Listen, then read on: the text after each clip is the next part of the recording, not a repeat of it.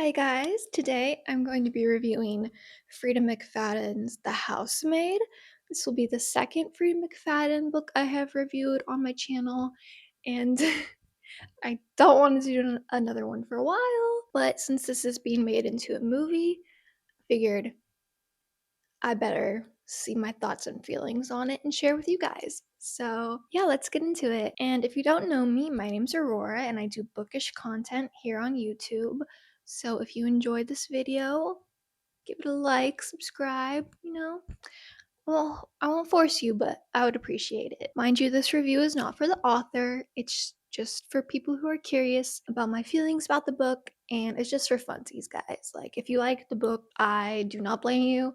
If you don't like the book, we are in the same boat. So, yeah, let's get into the review. To start, I'm going to read the description off of Goodreads for you guys. It reads, "Every day I clean the Winchesters' beautiful house top to bottom. I collect their daughter from school and I cook a delicious meal for the whole family before heading up to eat alone in my tiny room on the top floor.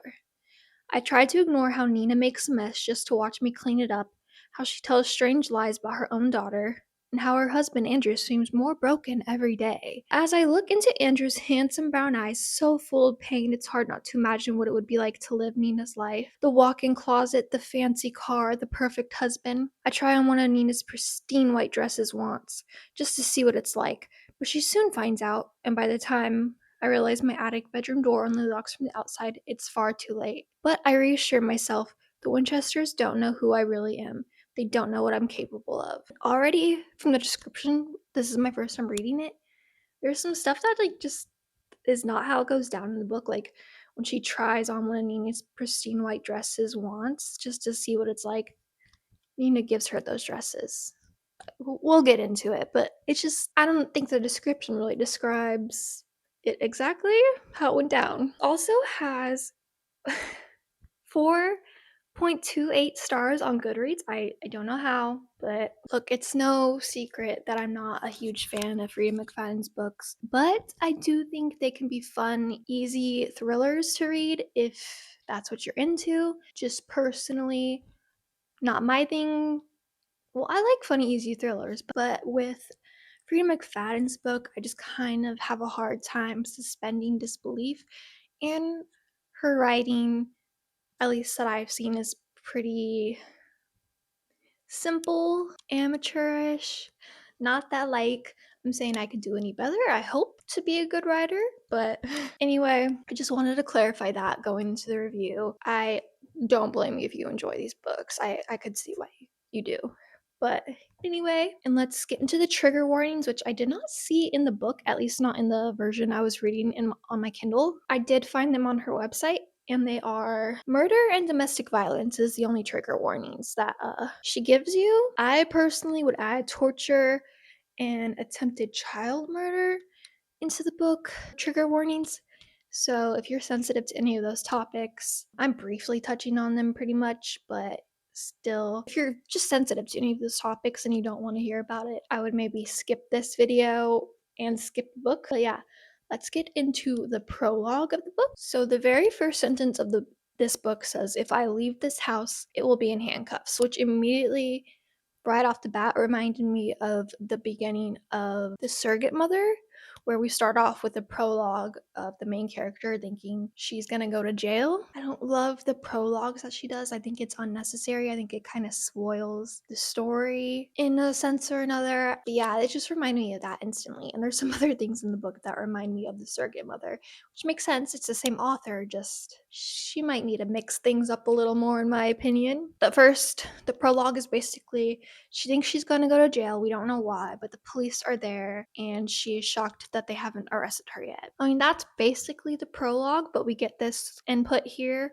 about the cop questioning her. It says, "The cop with the black threaded hair with gray is sitting on the sofa next to me. He shifts his stocky frame on the burnt caramel Italian leather. I wonder what sort of sofa he has at home. It sure doesn't cost 5 figures like this one did. It's probably some tacky color like orange, covered in pet fur, and with more than one rip in the seams. I wonder if he's thinking about his sofa at home and wishing he had one like this." So we get it. You're rich, the cop is poor. He's poor scum with ugly furniture, basically. And this part just felt unnecessary. Like, a way to tell if she's rich, but also making her seem stuck up about being rich. So I don't know. But they're questioning her about a body that's upstairs, and then another cop tells the one questioning her that there's something upstairs he won't believe. And that's the end of the prologue. Then we go into chapter 1, which is 3 months earlier. We are now in Millie's perspective, and she is being asked by Nina Winchester to tell her about herself because she is interviewing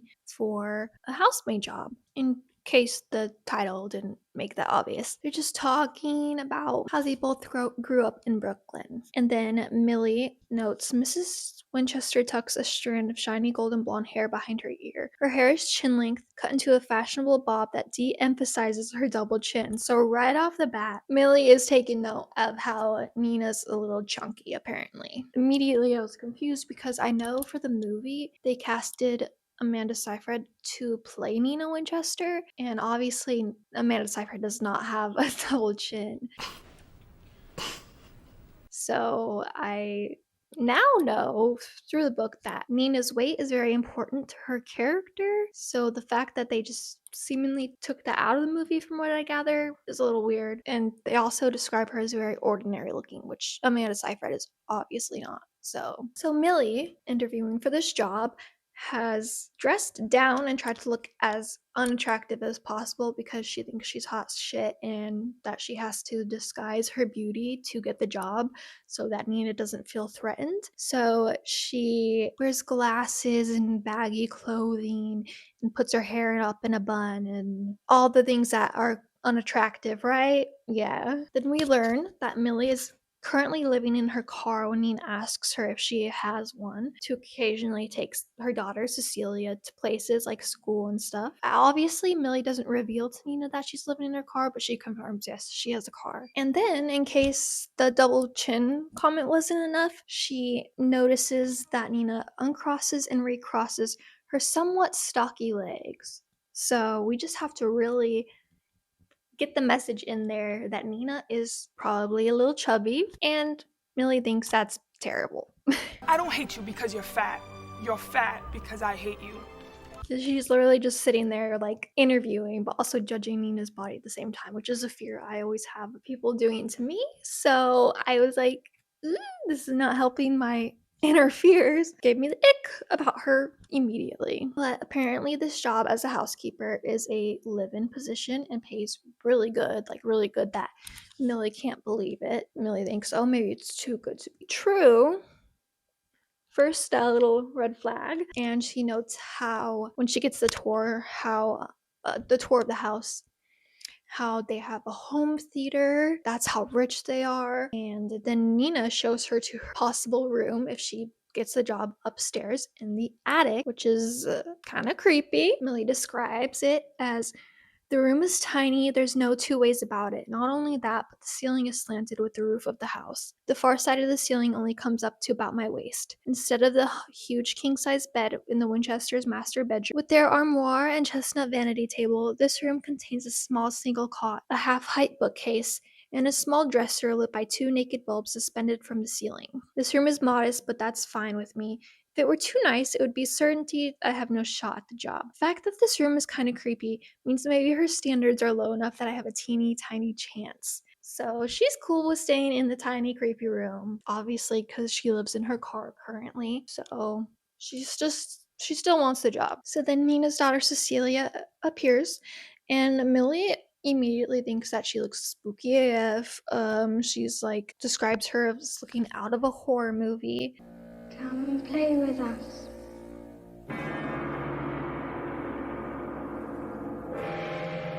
Come and play with us, Daddy. But she doesn't really explain what features make her look like she's out of a horror movie. So I feel like this would be a great spot to show that and not tell. She thinks Cece, as her mom calls her, looks like she would murder her in her sleep if she got this job. And I guess the only thing she's dressed in is a creepy Victorian ghost outfit, which is actually like exactly my vibe. So good for Cece. Sick fit. And then we wrap up the interview and it goes great. And Millie thinks she won't get the job when Nina runs a background check on her, but that the interview overall went really well. And then when she's leaving, she ogles the landscaper and he gives her a look like he's trying to warn her of what? We don't know.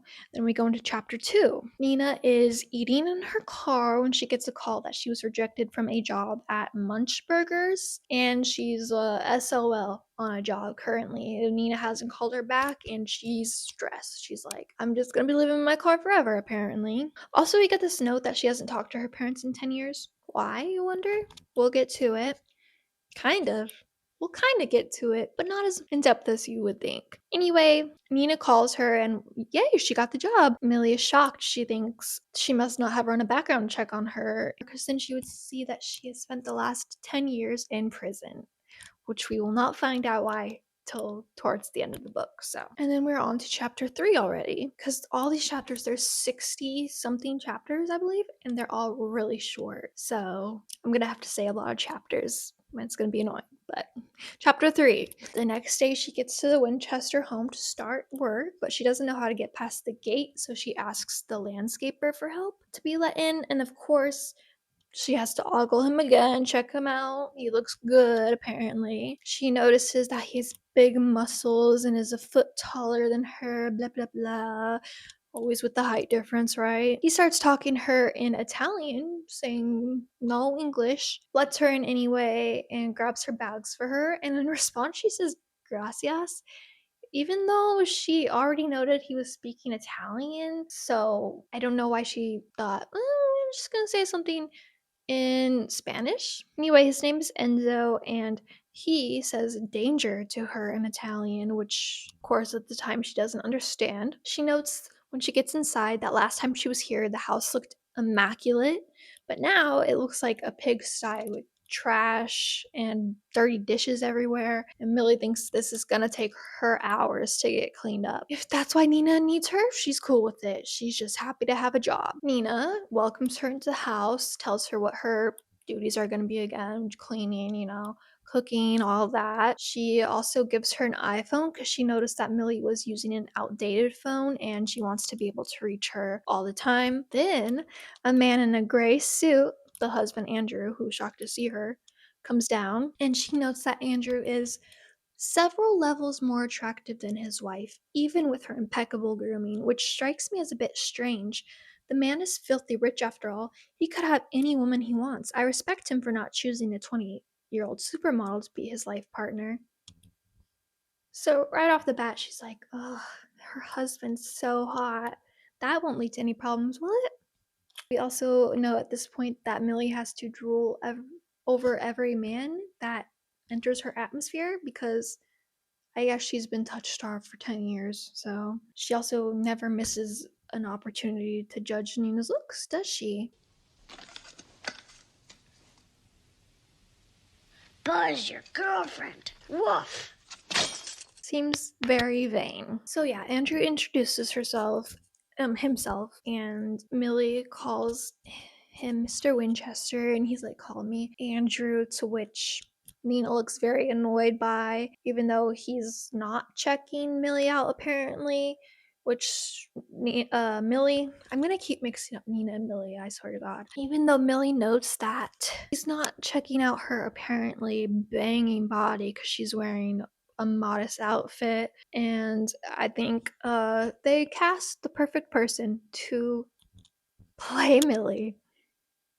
If that's a compliment, is questionable. Anyway, Nina then questions her because she's not wearing glasses this time, and she asks where they are, and Millie lies and says she's wearing contacts. And I just have to note here that don't you glasses wearing people, myself included, I'm extremely blind. I've been wearing glasses since 3rd grade. I'm wearing contacts currently, but I've worn glasses my whole life. Don't you guys love how Millie tries to make herself uglier by wearing glasses? That's not insulting to us at all, is it? Do you wear contact lens? Well, I have them, but I don't really like to wear them that much. Now you do. You broke my glasses. You broke my brush. I hate this cliche that glasses make you ugly. It's so dumb. Anyway, Millie goes to get settled in her room, and she's like weirded out that her room has a mini fridge for some reason. 3 mini bottles of water in it, but I don't know, that doesn't seem that weird to me personally. Anyway, she unpacks while Nina gets ready for a PTA meeting. She asks Nina, why is the lock to this bedroom on the outside rather than the inside? Nina peers down at the doorknob as if noticing it for the first time. Oh, I'm so sorry about that. We used to use this room as a closet, so obviously we wanted it to lock from the outside. But then I converted it to a bedroom for the hired help, and I guess we never switched the lock.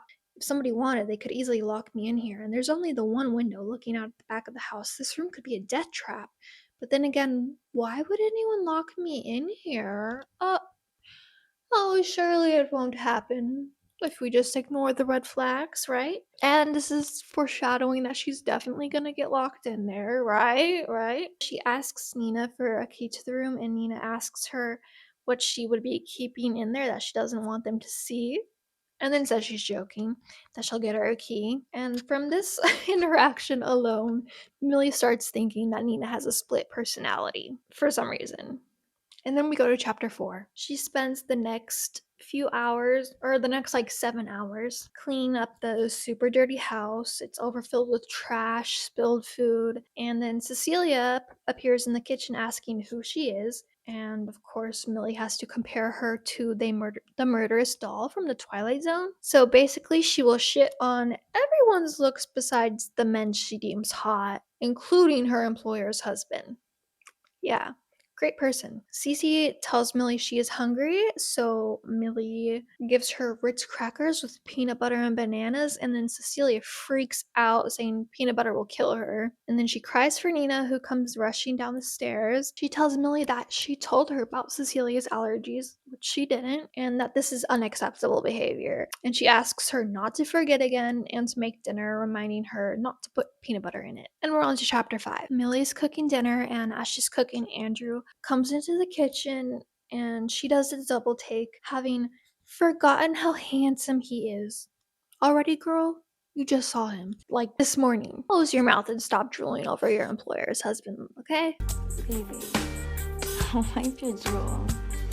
Nina then walks into the kitchen while Millie and Andrew are having a casual conversation, and Millie notes that she saw photographs of them earlier where Nina was at least 50 pounds thinner, but Andrew looks exactly the same. Nina and Andrew greet each other, and they're all lovey-dovey. Millie notices, and then Andrew compliments Millie on how the food smells, and Nina gets a little peeved about this, and then Andrew makes it worse by going on to say that Nina is hopeless in the kitchen. And Millie notes that Nina gives a tight smile. He's just teasing her, but no woman wants to be compared unfavorably to another. He's an idiot if he doesn't know that. Then again, plenty of men are idiots. So at least she's aware of that. I thought she was going to say she didn't understand why Nina was upset based off the previous interactions between them, but she understands. Then he makes the situation even worse by asking Millie to join them for dinner, which she smartly declines, and she just wants to keep her head down and do her job. So let's see if she does that. And then we're into chapter 6. Millie in bed wakes up at 3:46 a.m. and goes to use the bathroom, but her bedroom door is locked. She starts thinking they purposely locked her in there, that she knew this job was too good to be true. And she has a flashback to the first night she spent in jail where she swore she was never going to let herself get trapped in any situation ever again. So she snatches up her phone to call 911 but has no signal, and trying the door again, it unlocks, and she's thinking, oh, I overreacted, right? Like, this isn't a red flag at all. Let's just ignore it. On to chapter 7. When she goes downstairs in the morning, Nina is tearing apart the kitchen, tossing pots and food from the fridge on the floor. And then when she sees Millie, she demands, where is it? Referring to her PTA note she left on the kitchen counter, which she needs that night. Millie is certain she didn't throw away the notes and tells Nina so. Hearing all the commotion, Andrew comes downstairs, and of course, Millie has to remind us that he looks even more handsome today than he did yesterday. Like, girl, back off of her man. Anyway, Nina tells Andrew that Millie threw her notes away, and Millie, conceding that I guess it could have happened, she asks if there's anything she can do, and Nina says, "You can clean up this disgusting mess you left in my kitchen while I fix this problem." So, right off the bat, she is already acting crazy to Millie, which personally, if it was me, I'd be like, if you're already acting like this with me, I'm leaving. I don't need this job where I'm gonna be treated like shit. But no, after Nina stomps off, Millie insists to Andrew that she is not the one who made this mess. And he says he knows that Nina is just high strung but has a good heart. And he then helps her clean up, and she realizes, goes into the closet by the kitchen and pulls out the mop. I'm shocked he knew exactly where it was. Actually, he knows his way around the closet of cleaning supplies very well. And now I get it. Nina has done things like this before. He's gotten used to cleaning up her messes. And that's just like a big conclusion to leap to, that he knows where the mop and stuff is because he's used to cleaning up Nina's messes when this is his house. Why would he not know where the cleaning supplies are? Like, that's a bizarre assumption to make. Millie tells him she'll clean up. He's dressed too nice. So she continues cleaning, and she says, "As I get to work cleaning the kitchen, I think back to the photograph on the mantle of Andrew and Nina where they were first together, before they were married, before they had Cecilia. They look so young and happy together. It's obvious Andrew is still crazy about Nina, but something has changed. I can sense it. Nina isn't the person she used to be, but it doesn't matter. It's none of my business." Sure. I agree it's none of your business, but let's see if you stick to that, girl. And then we are into chapter 8, where Millie is running to the grocery store since Nina threw like half their food around the kitchen. She goes, "Since apparently I'm also going to be cooking for them, I select some raw meat and seasoning that I can use to throw together a few meals." What do you mean apparently you'll be cooking for them? Like, Nina literally asks in the interview if she can cook. Did she think she was just like asking her about her hobbies? No, obviously she was asking because she expects you to cook sometimes.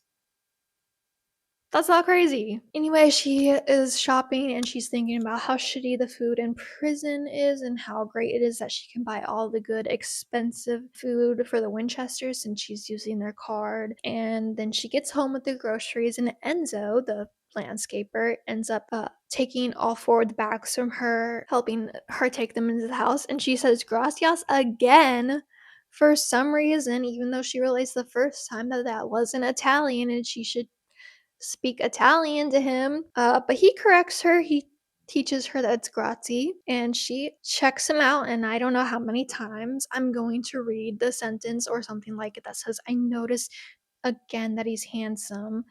We get it. You literally will not stop talking about how hot and sexy these men are. Get over it. At least mix up the vocabulary when we talk about it. Like, handsome is overused in this book a lot. But no, she has to let us know. She says, "Those muscular arms could kill me without him even breaking a sweat if he got it in his head to do so. But I don't get a sense that this man wants to hurt me at all. If anything, he seems concerned about me. Girl, are you okay? Because trust me, I am weary of men like a ton. I'm had very bad experience with them myself. And I understand being like weary of a man being safe to you or not. But why does she right off the bat think about him killing her? That seems a little extreme. But anyway, Enzo leaves when Nina comes down the stairs, and Millie notices that she pretty much only wears white and that she's gonna have to pick up more bleach for their laundry. Anyway, Nina tells Millie she heard voices and to not invite strangers into the house without permission, and Millie says, "Oh, it was just the landscaper," which makes Nina even more upset, saying she doesn't want him inside the house because he is filthy from working outside and that she works so hard to keep this house clean, which obviously she doesn't. And Millie notes that too. She's like, "That's funny considering the pigsty I walked into on my first day working," but she doesn't comment that out loud, obviously, because she doesn't want to get fired. Nina asks her again why she doesn't wear her glasses and that she didn't see any contact solution in her bathroom, which is like funny because I wear contacts and I don't own any contact solution because I wear one a day contacts. So it's still feasible that Millie wears contacts without having contact solution. But Millie admits that she doesn't really need glasses, and Nina's like, "So you lied to me?" And Millie's like, "I didn't lie, they were a fashion statement." But Nina reminds her that when she asked about it before, she said she had on contacts, so she asks Millie to never lie to her again. And then we're on to chapter 9, and I don't know why these chapters are so short. It feels excessive. Because why? Why does this book have 61 chapters? Explain that to me. Chapter 9. Nina is at her PTA meeting, so Millie is just making dinner for Andrew and Cece. And then when Cece comes down for dinner on Andrew's request, since she ignored Millie asking her to come down, she asks why Millie gives her water for dinner, or with dinner. She hates water.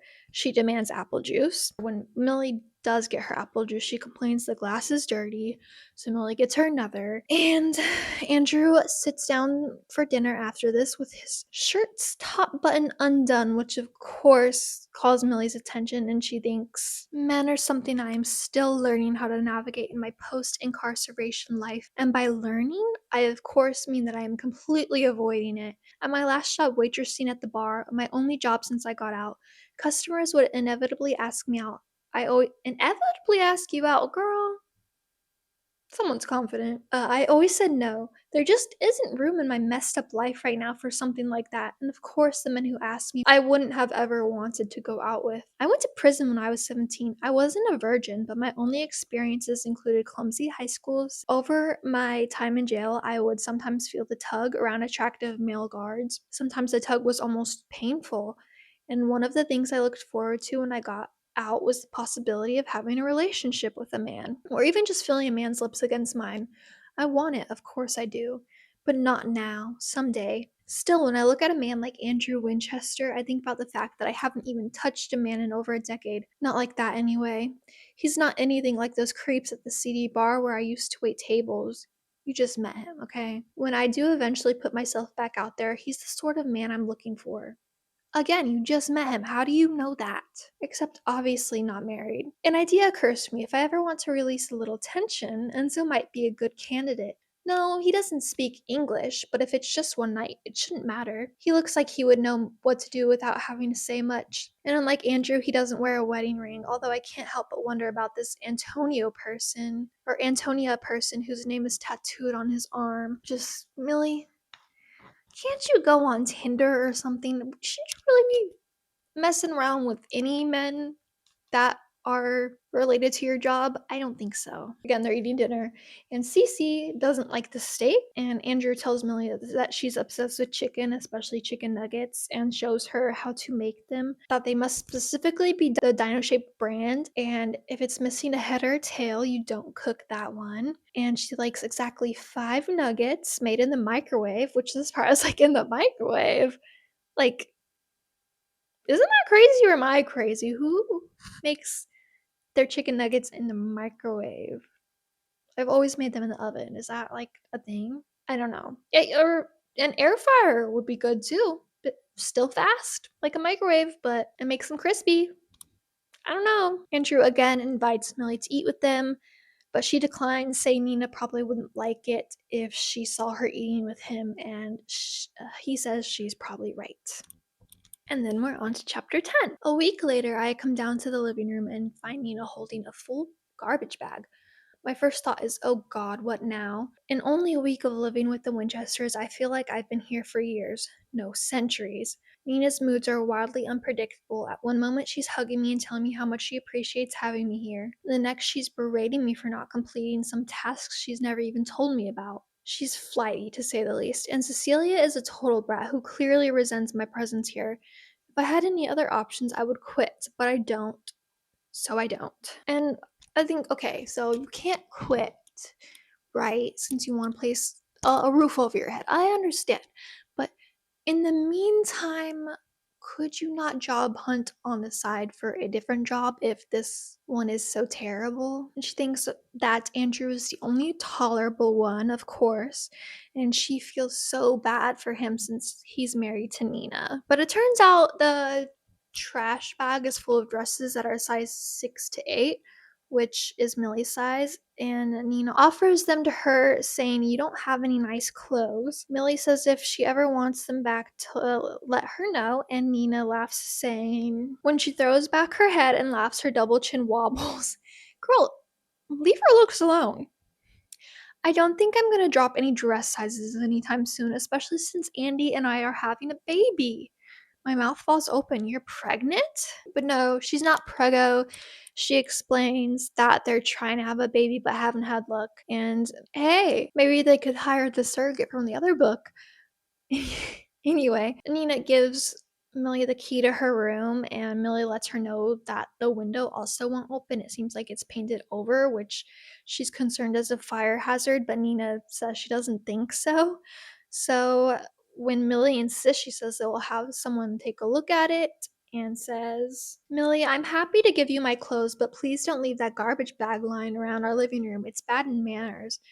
"Oh, sorry," I mumble, and then she sighs like she just doesn't know what to do with me. Like, if she's this annoying, find something else, girl. Anyway, chapter 11. Nina calls Millie and tells her to pick up Cecilia from school without giving her the address or where she's supposed to meet her. So she Googles the school and nothing comes up from what Nina said. And she tries to call Nina back to no avail. But she does find a Windsor Academy, even though she swears Nina said Winter Academy. So she drives to this big private school and she asks two of the women she sees for directions to the pickup area. And they realize that she is Nina's new housekeeper. Well, they call her a nanny first, but she corrects them. And they asks how it's going. She lies and says it's great, and they are surprised. The women exchange looks again. "So Nina isn't driving you crazy?" the redhead asks me. "What do you mean?" I say carefully. I don't want to gossip with these harpies, but at the same time I'm curious about Nina. "Nina's just a bit high-strung," the brunette says. "Nina is nuts," the redhead pipes up, literally. I suck in a breath. What? The brunette elbows the redhead hard, enough to make her gasp. Nothing. She's just joking around. And then it's interrupted by the kids coming out of school. And she spots Cecilia and waves her down and tells her her mother said to pick her up. Cecilia insists that she's supposed to get a ride from her friend's mom to karate.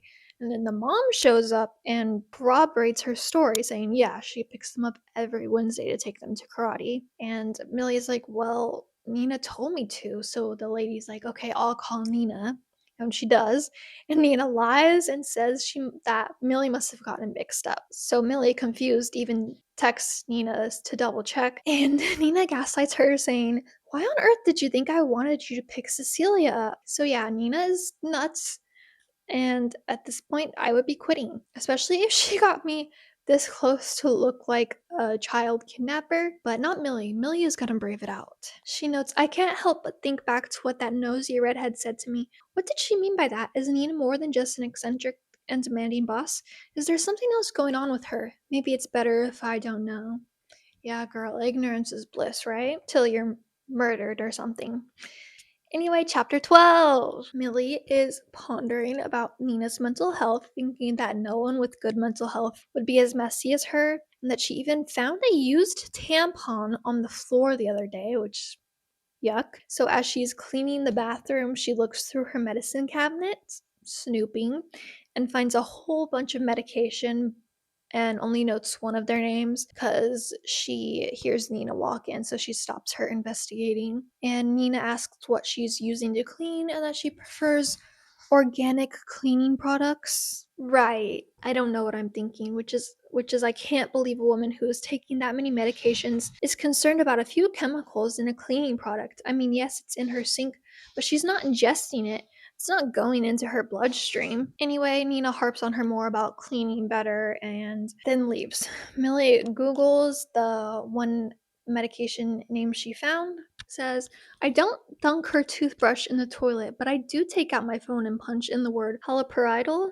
I think haloperidol. Several hits fill the screen.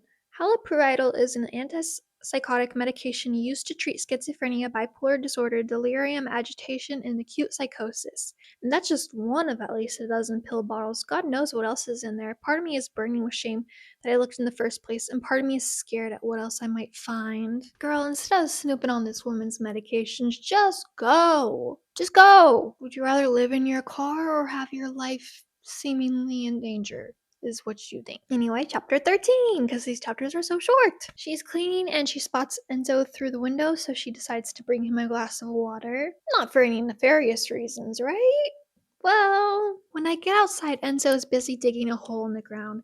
He seems intensely focused on his task, even after I clear my throat loudly, twice. Finally, I wave my hand and say, Hola. That may have been Spanish again. Enzo looks up from the hole he was digging.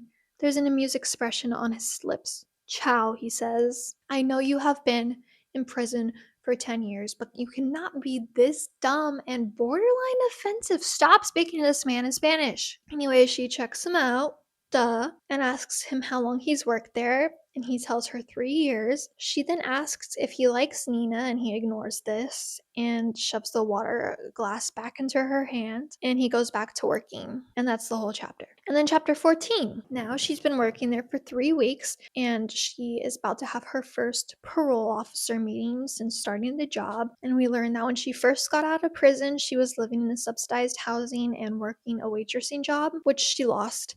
She never told her parole officer about that or her getting evicted from her apartment, lying at her last meeting, which is a violation of her parole. And also seems like she got fired from the job for something bad, apparently, because they could have called the police on her. I don't know. Her parole officer asks her basic questions, like how's the job going? How's your new living situation? Blah, blah, blah. And then she throws her curveball and asks how her dating life is. I don't know if that's normal for your parole officer to ask, but seems a little intrusive to me. And why is that your business? Anyway, the parole officer notes that if she's not ready to date anyone, she could at least make friends, and tells her that when she does date, don't settle.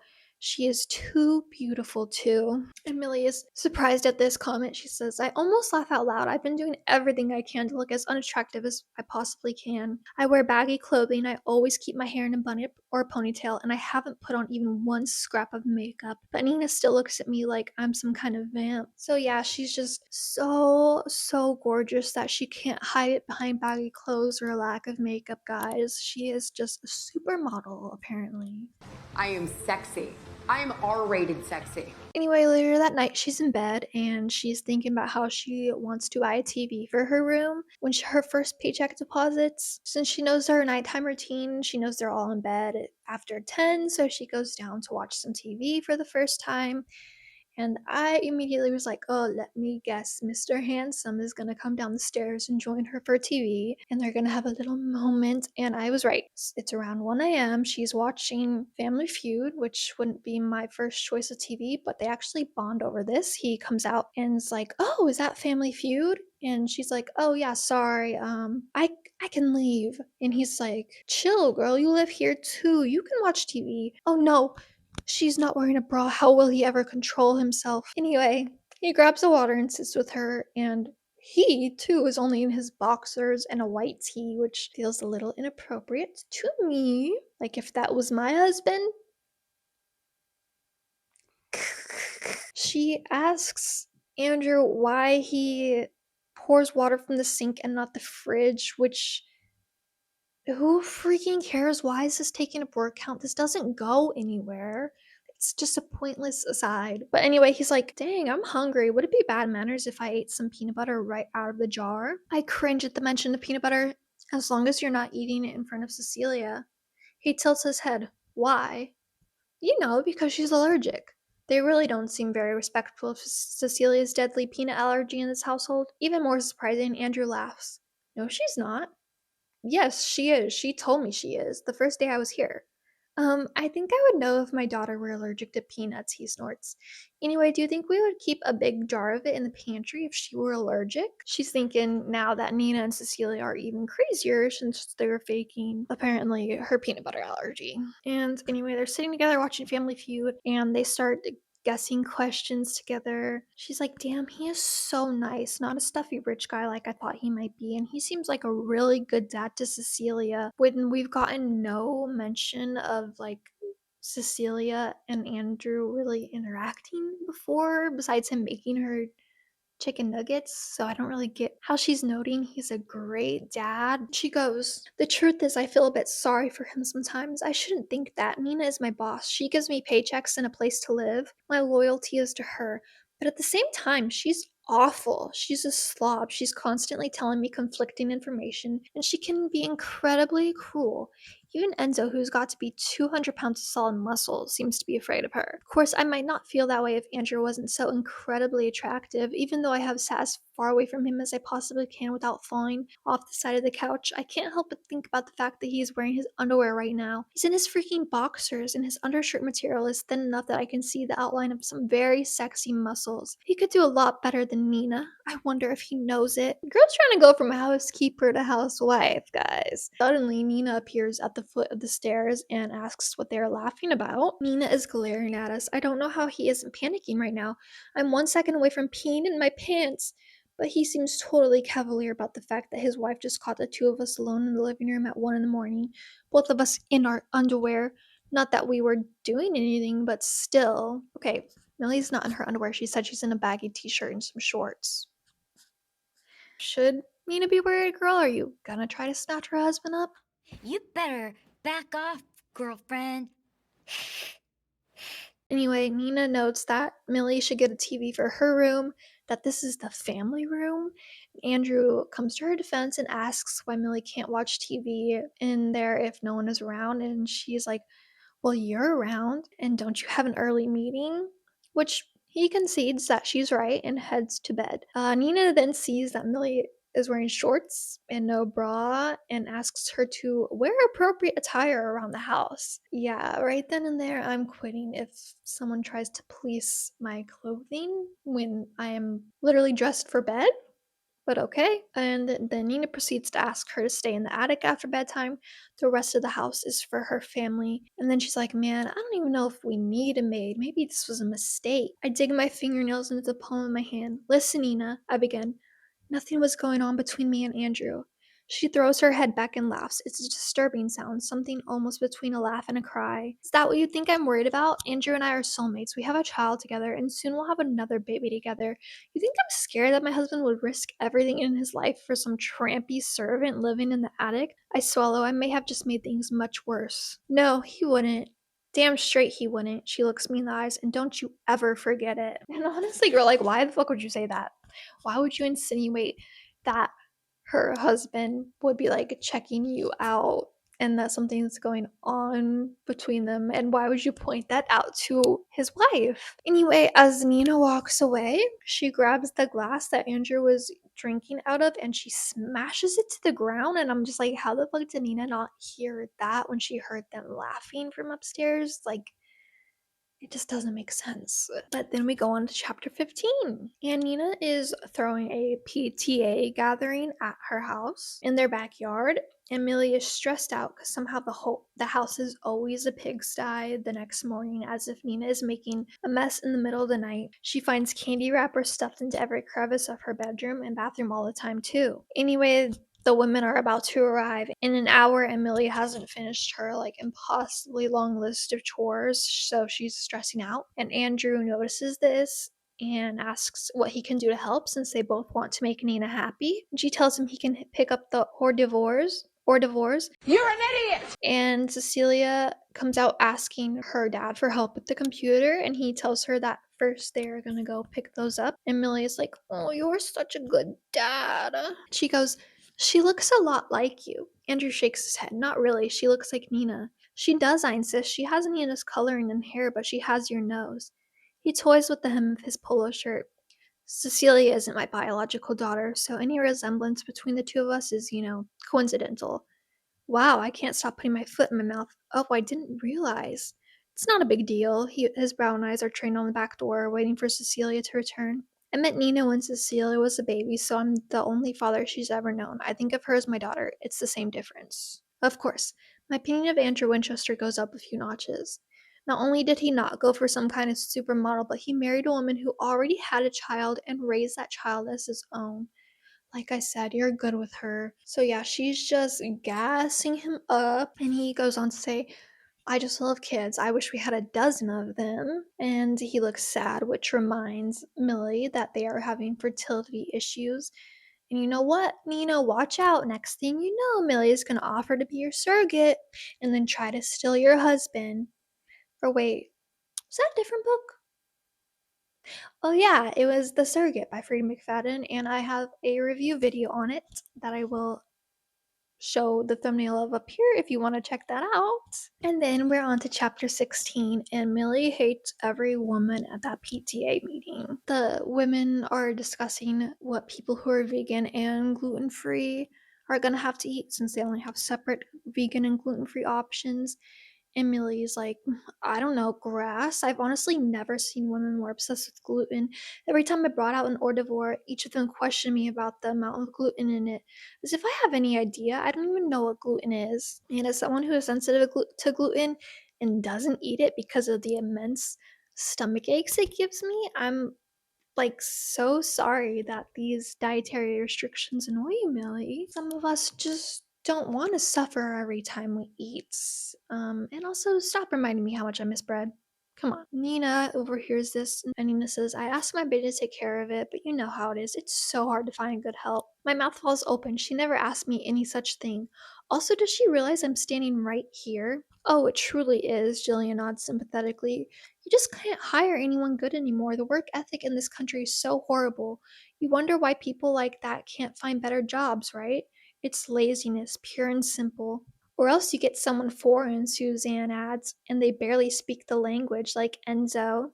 At least he's nice to look at, Patrice laughs. So yeah, these women do suck, but I think it's unrelated to the whole gluten concern. Anyway, Millie asks if Nina wants her to heat up the food, and Nina says don't be rude and interrupt, and to not refer to her as Nina, she's not her drinking buddy. It's Mrs. Winchester, don't make me remind you again.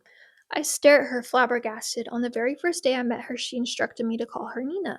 I've been calling her that the entire time I've been working here, and she's never said a word about it. Now she's acting like I'm taking liberties.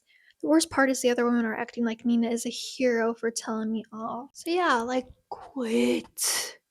Quit if she's acting like this. Anyway, she then feels guilty for being frustrated with Nina because she knows that she has serious issues going on. And I, I think personally it's okay to feel frustrated still if someone's treating you like that, despite what issues they may have going on. But anyway, one of the women goes on to say that if they were Nina, the last thing they would do is hire a pretty young live-in maid. Millie is like thinking to herself, well, if Andrew was single, I would be interested, but I don't want Nina to know that. Nina has nothing to worry about.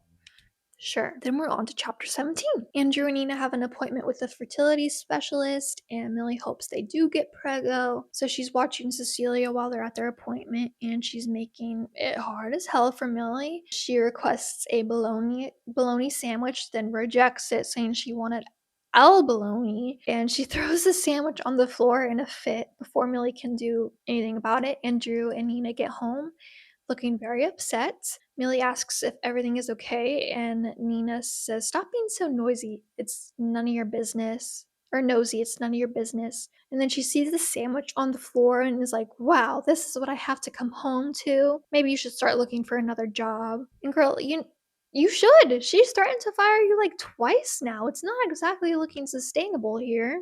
But anyway, Nina storms off, and Andrew tells Millie that they're not going to be able to get pregnant and that Nina is devastated. Millie asks if there's anything she can do, and Andrew says there is a show in the city that Nina wants to see, and it would be great if she could book some tickets. I personally feel like it'd be easier for Andrew to do that himself. But I guess Millie's an assistant now, so she agrees to book the tickets, and he apologizes for how Nina treats her, insists that Nina likes her and appreciates her help.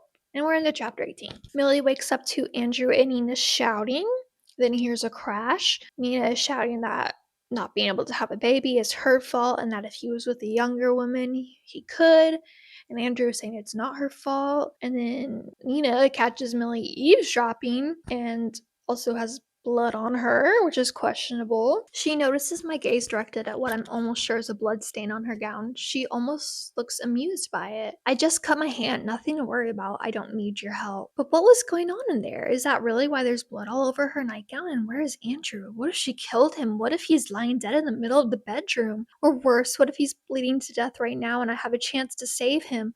I can't just walk away. I may have done some bad things in my life, but I'm not gonna let Nina get away with murder. Where's Andrew? I say. Pink circles form on her cheeks. Excuse me? I just, I shift between my bare feet. I heard a crash. Is he okay? Nina stares at me. How dare you? What are you accusing me of? It occurs to me that Andrew is a big, strong man. If Nina made short work of him, what chance would I have to stand against her? But I can't move. I have to make sure he's okay. And Nina tells her to go back to her room, and Millie's like, no. But then she hears movement in the bathroom and she realizes Andrew must be okay. So she is feeling better, and then Nina's like, go back to your room, Millie, or you're fired, and stay up there all night. And of course, Millie follows her request and thinks about how Nina hurt Andrew. Of course, it wouldn't be the other way around, right? And we're on to chapter 19. Millie is making Nina breakfast, helicopter watching her diet, noting how much she's eating. Although she's not being directly weird with me, Nina is more frazzled than usual this morning. When she goes to drive Cecilia to school, her tires screech against the pavement. When she returns, she just stands in the middle of the living room for a moment, staring at the walls until I finally come out of the kitchen and ask if she's all right. And then for breakfast, she asks for the usual, which is 3 eggs scrambled in a lot of butter and Parmesan cheese, 4 slices of bacon, and an English muffin, also buttered. I can't help but think of the comments the other PTA women made about Nina's weight while she was in the other room, although I respect that she doesn't scrutinize every calorie that goes into her mouth the way they do. Nina isn't gluten-free or vegan. As far as I can tell, she eats whatever she wants and then some. She even has late night snacks, as evidenced by the dirty plates she leaves behind on the counter for me to wash in the morning. Not one of those plates has ever made it into the dishwasher, which just confused me, because what do you mean none of those plates has ever made it into the dishwasher if she leaves them out for you to put in the dishwasher? I understand you could say Nina never puts them in the dishwasher, but obviously they do go in the dishwasher, right? Anyway, that's just nitpicky of me. But she asks what day works for her so that she can get her and Andrew tickets to the showdown on Broadway. And she says she is free a week from Sunday. Millie's still curious as to what got Nina in the mental hospital in the first place and won't mind her business so much that she tries to get the story out of Enzo multiple times, who never tells her. I don't know, maybe it's because you keep speaking Spanish to him instead of Italian? Hola. Of course, Millie has to point out that Nina finishes her food in less than 5 minutes when Andrew comes downstairs, and she's relieved to find him intact and hot as ever. She gets jealous when Nina gives him a kiss, or when he gives Nina a kiss, and girl, you can't be jealous. That's not your husband. That's her husband. Nina is so freaking lucky. She's got everything. Yes, she did have a stay at a mental institution, but at least she wasn't in prison. And here she is with an incredible house, tons of money, and a husband who is kind, funny, wealthy, considerate, and well, absolutely gorgeous.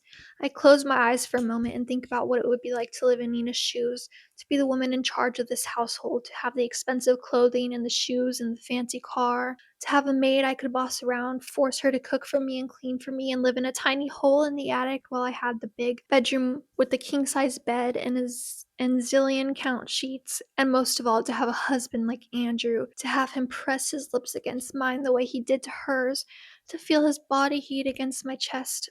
Oh my god, I must stop thinking about this now. In my defense, it's been a really long time for me. I spent 10 years in prison fantasizing about some perfect guy I would meet when I got out who would save me from everything. And now, well, it could happen. It's possible. Yeah, it's possible because you're gonna try and snatch Cena's man.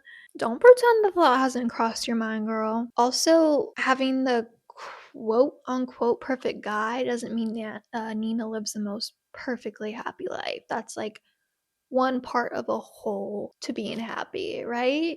You don't even need a man to be happy. So I hate that she like whittles it down to Nina's happiness depending entirely on a man. Anyway, Enzo rings the doorbell and has a big package that he says is for her, though not the kind of package she really wants from him, right? Right?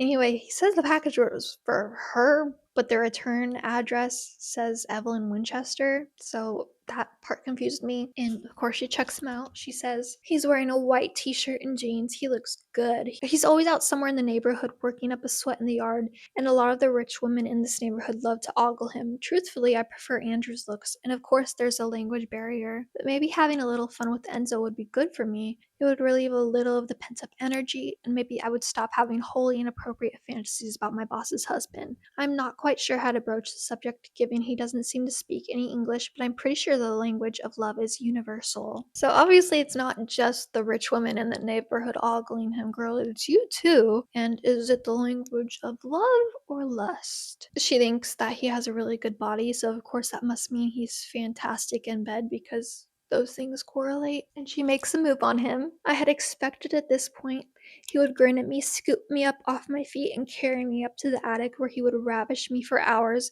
What I did not expect is the way his eyes darken. He leaps away from me like my hand is on fire and lets loose with a string of rapid, angry Italian. I have no idea what he's saying aside from the fact that he's not saying hello or thank you. I'm so sorry, I say helplessly. Si pazzo. Sorry if I butcher any of this Italian. He yells at me. He rakes a hand through his black hair. Che cavolo! This is so freaking embarrassing. I want to crawl under the table. I mean, I thought there was a chance he might reject me, but not quite so vehemently. I didn't mean to. He looks up to the stairwell almost fearfully and then back at my face. I I go now. So she is shocked that he rejected her because she's so hot that a guy could never reject her, right? And I love that he called her crazy and said, "What the hell?" I'd be so embarrassed too. But anyway, when he leaves, he tells her to get out. It's dangerous. And will she heed this warning? Of course not. And we move on to chapter 20, and she's still humiliated about the whole rejection while she's waiting for Cecilia to finish up her tap dancing lessons. And one of the younger women there, which she assumes is a servant like her because she has no signs of Botox or a facelift. Okay, there's just a very blatant sexism in this book. I hate it. The woman offers her Advil to fight against loud tap dancing, and her name is Amanda. And when she finds out that Millie works with the Winchester or for the Winchesters, she is like, "Good luck with that." I squeeze my knees. What do you mean? She lifts a shoulder. Nina Winchester, she makes the universal cuckoo sign with her index finger, right? How do you know? Oh, everyone knows. She shoots me a look. Also, I get the feeling Nina is the jealous type, and her husband is really hot, don't you think? I avert my eyes. He's okay, I guess. Girl, who do you think you're fooling? You practically drool every time you see the guy. Girl goes on to tell her that Nina was locked up in a loony bin when Cecilia was a baby, and that she apparently had tried to drown Cecilia in the bathtub. She drugged her, threw her in the tub, and then took a bunch of pills herself. Emilia is shocked because she can tell that Nina really loves Cecilia and thinks that maybe it was caused by postpartum depression or something. And she thinks back to Enzo's warning and thinks that he is scared for her and of Nina. And she's like, well, I can't quit until I have at least a few more paychecks, and we'll just have to do her best not to piss Nina off. Her life might depend on it. We go to chapter 21, and Millie is trying to move the heavy box that was delivered off of the table so that she can set out dinner when Andrew comes in. And don't worry, guys, Millie lets us know how freaking hot he looks. Early Christmas present, Andrew says. I look up from the package. Andrew is home. He must have come in from the garage entrance, and he's smiling crookedly at me, his tie loose around his neck. I'm glad he seems to be in better spirits than yesterday. I really thought he was going to lose it after that doctor's appointment. And then that terrible argument last night where I was half convinced Nina had murdered him. Of course, now I know that she was institutionalized. It doesn't seem nearly as far-fetched. It's June, I remind him. He clucks his tongue. It's never too early for Christmas. He rounds the side of the table to examine the return address on the package. He's only a few inches away from me, and I can smell his aftershave. It smells nice, expensive. Stop it, Millie. Stop smelling your boss. Yeah, girl. That is creepy. Down, dog. Anyway, the package is from Andrew's mother, which leads Millie into asking about Nina's parents, who he says has been have been gone since she was young. She notes Nina tried to kill herself, tried to kill her own daughter, and now it turns out she also left a couple of dead parents in her wake. I just hope the maid isn't next. Yes. The natural conclusion here is that she murdered her parents. So we've established you think this woman is capable of murder, right? Yet you're still working for her? I think I'd rather live in my car. Well, I don't have a car, but when I did. Anyway, Andrew opens the package and the color drains from his face. Millie peeks in to see what it is, and it's full of baby stuff. She thinks that the mom must have sent it since Nina has been telling everyone they were trying for a baby, and she suggests maybe the doctor was wrong to try to comfort Andrew. And he mentions that Nina is a little older than him, which surprises Millie. I look at him in surprise. Nina is older than you? A little, he shrugs. You don't think about age when you're in love, and I loved her. It doesn't escape me that he used the past tense to refer to his feelings for his wife. He notices too because his face turns red. I mean, I love her. I love Nina, and whatever happens, we've got each other. He says the words with conviction, but then when he looks over the box again, a really sad expression comes over his face. No matter what he says, he is not happy about the fact that he and Nina won't have another child together. It's weighing on him. So what, girl, are you gonna volunteer to have the baby yourself? I wouldn't be shocked. And she thinks that Andrew must be stuck with Nina out of obligation and wants to free this poor man from the grip of the evil monster that is Nina. I put my hand on his, a gesture meant to comfort him. He turns his hand and gives my hand a squeeze. The touch of his palm against mine, a sensation shoots through me like a lightning bolt. It's something I've never felt before. I look up at Andrew's brown eyes, and I can tell he feels it too. For a moment, the two of us just stare at each other, drawn together by some invisible, indescribable connection. Then his face turns red. I better go. Yeah, maybe don't touch your employer's husband. He obviously would not be able to resist such a super gorgeous woman like you, right? Chapter 22. So she avoids Andrew for the next week after their little moment and tries to assert some modicum of self-control. She has a huge crush on him though and dreams of him kissing her and thinks that he might even have feelings for her, of course. And then Nina comes out while Millie is finishing setting up dinner one night and asks if she was able to book those Broadway tickets and a hotel room at the plaza, and that Cecilia will sleep over at a friend's house, and Millie is excited to have the house to herself, considering even walking around naked. That's also what I think every time, too. I have the house to myself. Let's walk around naked, right? That's natural thing to do. And Nina says, it will be so lovely. Andy and I really need this. I bite my tongue. I'm not going to comment on the state of Nina and Andrew's relationship, especially since the door slams at that moment, which means Andrew is home. Suffice to say, ever since that doctor's visit and their subsequent fight, they seem to have been somewhat distant from each other. Not that I'm paying attention, but it's hard not to notice the awkward politeness they have around each other, and Nina herself seems off her game. Like right now, her white blouse is buttoned wrong. She missed a button, and the whole thing is lopsided. I'm itching to tell her, but she'll scream at me if I do, so I keep my mouth shut. I hope you have a wonderful time, I say. We will, she beams at me. I can hardly wait all week. I frown. All week? The show is in 3 days. So first of all, about her not paying attention, she then proceeds to list all the ways she has paid attention.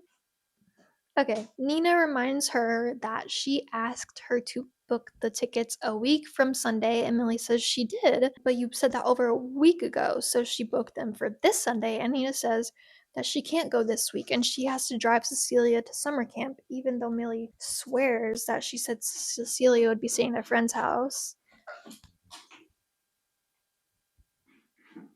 Yeah. She says maybe someone else could take her. I mean, the tickets are non-refundable. Nina looks affronted. I'm not letting somebody else take my daughter to summer camp when I'm not going to see her for 2 weeks. Why not? That's no worse than trying to kill her, but I can't say that.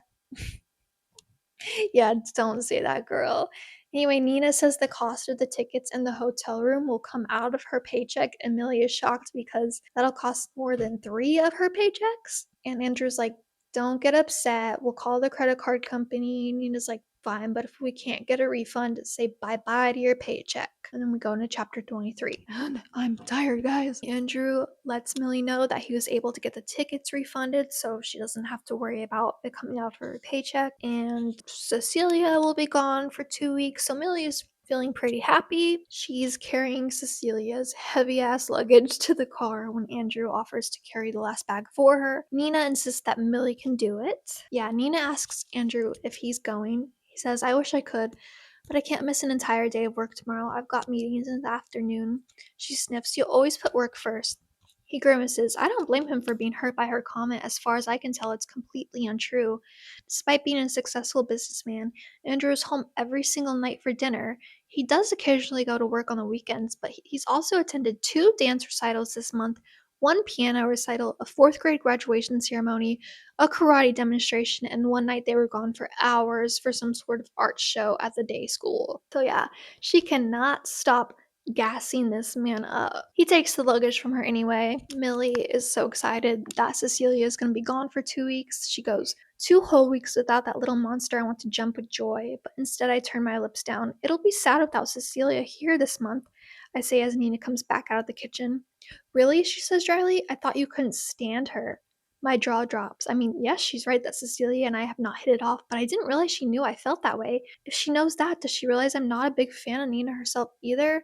Yeah, girl, and she probably also realizes you want to her husband. So clear. Oh, wait, we also then have to take a minute for her to drool over Andrew's looks again when he comes out of the garage. And I swear to God, this book would be 2/3 the size if you cut out all the multiple instances and paragraphs upon paragraphs of Millie just ogling over him and talking about how hot he is, which is every single time she sees him. Anyway, Nina leaves with Cecilia, and Andrew says, now that Nina is gone, I have a confession to make, which Millie immediately hopes is him confessing his love to her.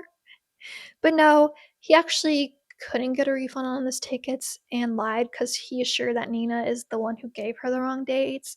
And he suggests that Millie takes the tickets and the hotel room, but she says she'll pass on the show because she has no one to go with. Poor baby, she won't enjoy a free Broadway show on her own. So, of course, he volunteers to go with her because it's not crossing any lines going on a weekend getaway with your maid, right? Anyway, Millie is ecstatic but thinks, I have a bad feeling about it. I have a feeling that if I go to the show tonight, something terrible will happen. I already have a total inappropriate crush on Andrew. It seems like spending the entire night with him, just the 2 of us, is tempting fate. But that's ridiculous. We're just going to Manhattan to enjoy a show. We're 2 adults. We are completely in control of our own actions. This will be fine. Okay, besides the fact that, yes, she probably will throw herself at him. This is something that really bugs me about Frieda McFadden's writing.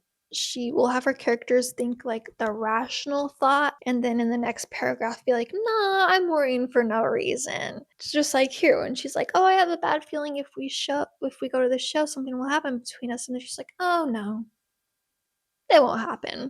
I feel like it wouldn't bug me so much except that she ends almost like every chapter this way. But anyway, on to chapter 24. So Millie wants to dress nice for the Broadway show. For the show, sure, huh? And thinks about wearing one of the dresses from Nina, but she hates that they're all white because it gets dirty so easily. But she doesn't really have any other options, so she puts one on and does her makeup. And she descends the stairs and says, Andrew is already in the living room when I descend the stairs. He's wearing a gray suit jacket and a matching tie, and he's taking the time to shower and shave off that stubble on his chin. He looks incredible, devastatingly handsome. So handsome I want to grab him by the lapels. But the most amazing thing is the way his eyes fly open when he catches sight of me and he inhales audibly. And then for a few moments the 2 of us are just staring at each other. Jesus, Millie. His hand is shaking a bit, and as he adjusts his tie, he doesn't complete his thought, which is probably a good thing because he's not looking at me in a way you're supposed to be looking at a woman who is not your wife. And yeah, if my partner's reaction to seeing another woman dressed up was like this, he wouldn't be seeing another woman ever again, let me tell you that. I don't like this rock. Oh, sorry, I don't like that rock either. Robert, Yeah. it's pissing me off. Anyway, so they leave and Millie thinks, fortunately, Andrew's eyes are on the road as we exit the gate surrounding the property. He is a good, faithful husband, and just because he looked like he was nearly going to pass out when he saw me in this dress, that doesn't mean he's not going to be able to control himself. Ah, yes, because a good, faithful husband would secretly go out of town with their housekeeper and stay in a hotel presumably. Anyway, Millie's like sorry that Nina couldn't go. And he's like, don't feel bad. She's seen so many Broadway shows. She would want you to enjoy it, which I highly doubt, but sure. He says this and then proceeds to check out her legs, as any faithful husband would, and we go into chapter 25. So they get to the show, and she's feeling all special and amazed that Andrew is so nice when he could have been a jerk about the tickets. And she's going on about how handsome he is when she gets a text from Nina reminding her that she has to take the trash out. And she's like, shit, I did forget. I'll have to do it tonight when we get back. I actually was confused at this point because I assumed they were staying at the hotel since she stayed before. It was too long of a drive to go there and back in one day. But apparently they're not going to stay at the hotel. But I think they will. I think they will. The show finishes, and Andrew suggests a French restaurant for dinner, and Millie is all excited because she has never had French food before, apparently. So, like, she's never had a croissant, or a macaron, or a crepe, or brioche, or baguettes, or nothing. She's never had any French food before. Okay. Then they walk into the restaurant and she assumes everyone thinks they're a couple. She goes, I saw our reflection in the glass outside the restaurant and we look good together. If I'm honestly, we look better as a couple than he and Nina do. Nobody notices that he has a wedding band and I don't. What they might notice is the way he gently places a hand on the small of my back to lead me to our table and then pulls out a chair for me. Arrest him, officer. That's the married man right there putting his hands on a woman who is not his wife. Anyway, they're ordering food, and of course, Andrew speaks French, and he asks if she speaks any other languages, and she says she's lucky she speaks English. He proceeds to gas her up and ask if she has any career aspirations, which she says she doesn't want to talk about. And then Nina calls him sounding very upset, and he's like, I can't talk about this right now. Yeah, because he's on a date with the maid, and Millie asks if everything is okay, and he's like, yeah, just 90% of their interactions are her yelling at him, and Millie is like, I can relate, and he's like, well, we've got that in common. So, she used to be different? Completely different. He grabs his wine and drains the rest of it. When we met, she was a single mom working 2 jobs. I admired her so much. She had a hard life, and her strength was what drew me to her. And now, she doesn't do anything except complain. She doesn't have any interest in working. She spoils Cecilia, and the worst part is... What? He picks up the bottle of wine and fills up his glass again. He runs his finger along the rim. Nothing. Never mind, I shouldn't. He looks around the restaurant. Where's our waiter? So they keep talking, and we learn that Andrew had the house and most of the design done before he ever met Nina. And Millie is surprised because she expects most men to have a bachelor pad before they settle down. And he's like, nah, I was actually engaged before Nina. He says, all I wanted was to settle down, buy a house, have a few kids. At that last statement, his lips turned down, even though he hasn't mentioned it. I'm sure he's still smarting from learning that Nina wouldn't be able to have any more children. I'm sorry about I swished my wine around in the glass. You know, fertility issues. That must be so hard on both of you. Yeah, he looks up from his wine glass and blurts out, we haven't had sex since that doctor's visit. So, girl, is it not a red flag to you that he is complaining about his and his wife's sex life to his maid? Who he is secretly out with? That's not the kind of guy I would want or classify as a faithful husband. But anyway, we go on to chapter 26. So they have a great time at dinner, even after his inappropriate comment, and they ended up having 2 bottles of wine. And it's not until after that conveniently realize he shouldn't be driving them home. So he suggests they stay at the plaza, which he says is a bad idea. And he's like, nah, it has 2 beds and I'll be a perfect gentleman. You don't trust me? She is thinking she doesn't trust herself. So he's like, okay, I'll get 2 rooms. He hails a taxi to get us over to the Plaza Hotel. As we slide into the back seat, the yellow cab, my white dress again rides up my thigh. What is wrong with this stupid dress? I'm trying so hard to be good, but this dress won't let me. I grab at the hem of it and pull it down again, but before I can, I notice Andrew taking another look, and this time when I catch him, he grins at me. What, he says. Boy, he must be really drunk. You're looking at my legs. So, his grin widens, you have great legs, and there's no harm in looking. Yeah, bro, he is not a perfect gentleman. What are you saying? He's literally ogling you. And he proceeds to tell her she looks beautiful, and they end up kissing. put both of them in jail at this point. We're on to chapter 27. Needless to say, we don't get 2 separate rooms at the plaza, so yes, I slept with my married boss. After he kissed me in the taxi, there was no going back. We were basically ripping each other's clothing off at that point. It was all we could do to keep our hands off each other while Andrew was checking us into our room. We made out in the elevator like a couple of teenagers. And then when we got to the room, there was no chance of trying to be good or trying to slow things down for the sake of his marriage. I don't know when the last time he had sex was, but for me, it's been so long. I was afraid he was going to have to clear away cobwebs. There was no way I wasn't doing this. I even had a few condoms in my purse from when I thought things might happen with Enzo. And it was good. No, more than good. It was freaking amazing. Just what I needed. I remember not long before when she was like, I just gotta do everything I can to not piss off Nina and keep this job.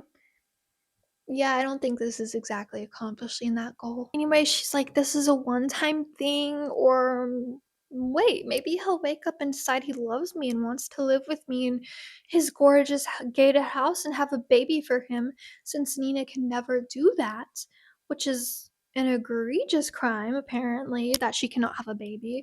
And she's like, huh, no, actually, that'll never happen. Not if you knew the truth about me. And then he wakes up and is like, you won't say anything to Nina, right? Yuck. He says he isn't sorry that this happened. He had a great time and he hopes she isn't sorry either. And she admits she's not.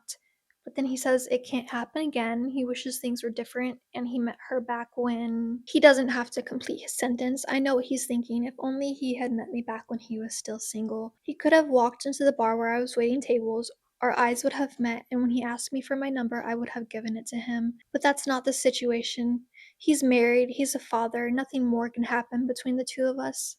I know, I say again. He keeps his eyes on me, and for a moment I wonder if he's going to ask if he can join me in the shower. After all, we've already desecrated this hotel room. What's one more time? But he behaves himself. He turns away from me, pulls up the covers, and I go take my cold shower. Yeah, what's one more time, right? Except this time you guys can't use the excuse of being drunk. And then we go into chapter 28. They drive back, hardly talking the whole time, but he still checks her out, of course. And then she freaks out because she realizes she forgot to take the trash out. And if Nina finds out, well, surely she'll be able to connect the dots that her and Andrew were in a hotel room together, right? And he's like, okay, I'll take care of the trash. And they pull into the driveway, and Enzo sees them and shakes his head when he sees that Millie and Andrew came home alone together. And Andrew's like, oh, let me see if Enzo will take care of the trash. Enzo looks over at the garbage bags, then back at Andrew. He doesn't say anything.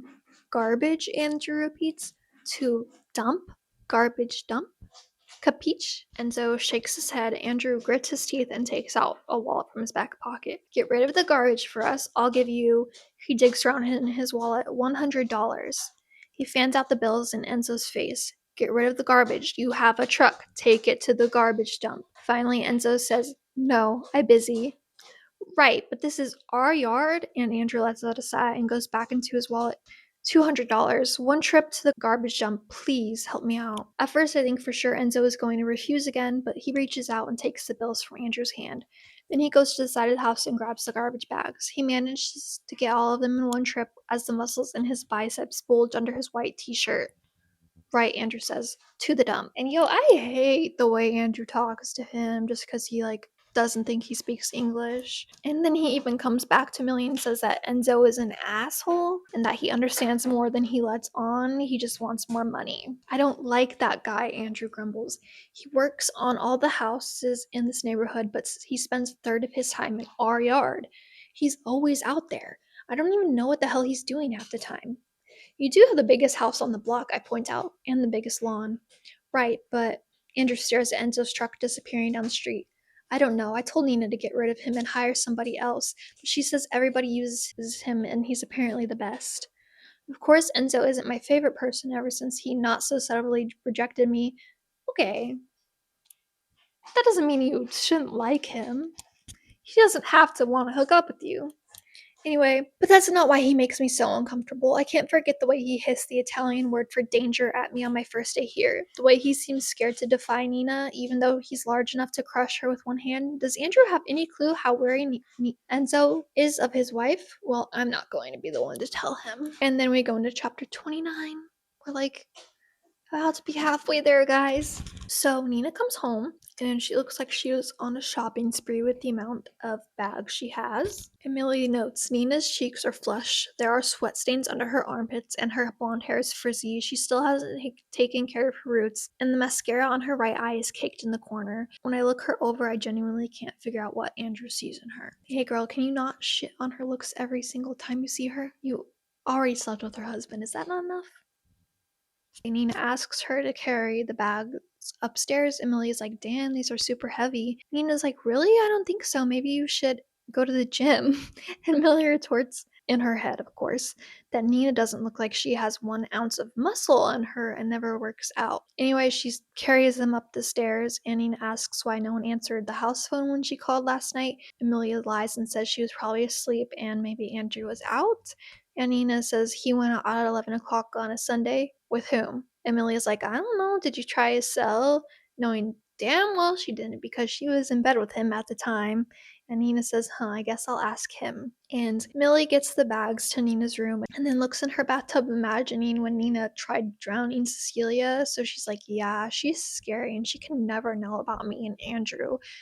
And she texts Andrew warning that Nina called the house last night. And we go into chapter 30. She is again trying to avoid Andrew, but of course runs right into him as she is carrying glasses of water to the dining room. And he looks so devastatingly handsome, guys, as he offers to help her clean up all the glass. And of course, she has to throw in that Nina would never help her, but Andrew isn't like her. And then they have a moment, and he's about to say something when Nina interrupts by asking what happened and telling Millie to be more careful next time. And he murmurs in her ear that they should talk later as he follows Nina into the living room. Very sly, very on the DL. And Millie is judging Nina's smeared red lipstick when Nina compliments the dinner and gags her by saying, I'm sure, Nina continues, you never got food like this in prison, did you, Millie? Mic drop. Nina is smiling up at me pleasantly with those demonic lips. Andrew sitting across from her is gawking at me. Obviously, this is new information to him. I say, what sort of food did they serve you there? She presses me. I've always been curious about that. What's prison food like? I don't know what to say. I can't deny it. She knows my past. It's okay. Well, I hope you don't get inspired by any meals you had there. She laughs. Stick with what you've been doing. You're doing a good job. Thank you, I mutter. So yeah, she gagged her, and Andrew looks shocked. And Millie goes to walk away, but Nina calls for the salt and pepper shakers, which Millie slams on the table, giving her a bit of attitude. And she's really upset because she thinks now that Andrew knows about her past, he will never want to be with her. And she storms into her bedroom, and a copy of the playbill from the Broadway show is on her nightstand, which obviously Nina put there, right? Giving her a little message that she knows about their little rendezvous in the city. And we go into chapter 31. Nina has been torturing Millie by making her do a ton of shopping that requires her to hunt for multiple stuff at multiple stores and basically turned her into a door dasher. The horror. I'm so scared right now. And while waiting for Nina to confirm which bread she wants at a store, a heavyset man checks her out, and she's immediately worried that he's a stalker. After Nina's revelation that I had been in prison, Andrew never found me to talk like he said he would. He has been effectively scared off. I can't blame him. I like Andrew. No, I don't just like him. I'm in love with him. I think about him all the time, and it's painful to share a home with him and not be able to act on my feelings for him. Moreover, he deserves better than Nina. I can make him happy. I could even give him a baby like he wants. And let's face it, anything is better than her. But even though he knows we have a connection, nothing will ever happen. He knows I went to prison. He doesn't want an ex-convict. And he's going to keep on being miserable with that witch probably for the rest of his life. Okay, girl, now you're in love with him? Tell me why. Explain. Because he's rich? Because he's good in bed? You barely freaking know this man, and after hooking up one time, you're suddenly in love with him? I really doubt that. I think you're in lust. Anyway, she goes to the checkout and she sees that guy checking her out again. And she tries to leave, and he stops her, saying he is security. And he asks her to come with him and tells her that a customer reported her for shoplifting. And he doesn't find anything on her, but he tells her that he got a phone call saying a customer that matches her description might steal. Just like with security, if they got a random phone call by someone who's not identifying who they are, saying this person so and so looks like they'll probably steal, that doesn't make sense. Anyway, she's like, a phone call? Who would call the grocery store and describe what I look like and tell the security guard I was planning to steal something? Who would do such a thing? I can only think of one person who would do something like that. Again, this is another thing I hate that Frieda constantly does in her writing. She has her character spend a whole paragraph being like, who could possibly do this? Then immediately follows it up with something like, I know who. Which it just makes the book like unnecessarily longer when she could have just been like, a phone call? It must have been Nina messing with me for getting revenge for sleeping with her husband, right? Anyway, she leaves the store and thinks that Nina likely has more in store for her. So, girl, leave! Your worst fear you stated 2 seconds ago is being sent back to prison. So, is it really worth risking Nina pulling something like that again just to stay living in her house and being tortured by her like every day? Like, I think I'd rather go live in my car or at least a motel temporarily while job hunting. Like, surely she has enough paychecks to do something. She has no bills really to pay that we know of, besides maybe her car. Going to chapter 32, and it's 3 days later, and it seems like Nina has chilled out, but she still can't sleep because she can't stop thinking about Andrew. And she heads to the kitchen and sees Andrew sitting on the back porch alone in the middle of the night drinking. She asks to sit with him and starts apologizing for not telling him she was in prison, but he interrupts her, saying that she doesn't have to explain, then proceeds to ask her why she was in prison. So he is asking her to explain. Anyway, he's like, never mind, I don't want to know. And then, of course, they kiss. Very brazen doing it right in the house when Nina's there. Then Millie leaves. She's like, oh no, we can't do this. But then, as she's leaving, she sees a shadow at the top of the stairs, which moves and makes her screech. Obviously, it's Nina. And she asks her what she's doing there. And she's like, it's my house. What are you doing here? And Millie lies and says she was just getting water, to which Nina says, isn't there water in your room? And she lies and says she drank it all, even though she knows Nina snoops around her room, so she probably knows those bottles are still there. And she asks Millie if she's seen Andy, and she tells her that he thinks he is on the porch. And that's that. We're in the chapter 33. She has Sunday off, so she goes to the local park to read, grabs food, and then returns home. And when she gets inside, Nina is sitting in the living room doing nothing, and she sees the sack of clothes that she gifted Millie next to her. And Nina's like, what are my clothes doing in your room? And Millie's like, you gave them to me. And she's like, why would I give my maid clothing worth thousands? And then proceeds to yell about trusting the convict to work with her. And Andrew overhears this and comes out of his office. And Nina's like, she stole from me. I'm going to call the police. This is something that would send her right back to prison because she's on parole. And she goes, God knows what else she stole from us, right, Andy? Nina, he lifts his eyes from the stack of clothing. Millie didn't steal this clothing. I remember you emptying your closet. You put it all in trash bags and said you were donating it. He picks up a tiny white dress. You haven't been able to fit into this for years. It's gratifying the way Nina's cheeks turn pink. What are you saying? That I'm too fat? He ignores her remark. I'm saying there's no way she stole this from you. Why are you doing this to her?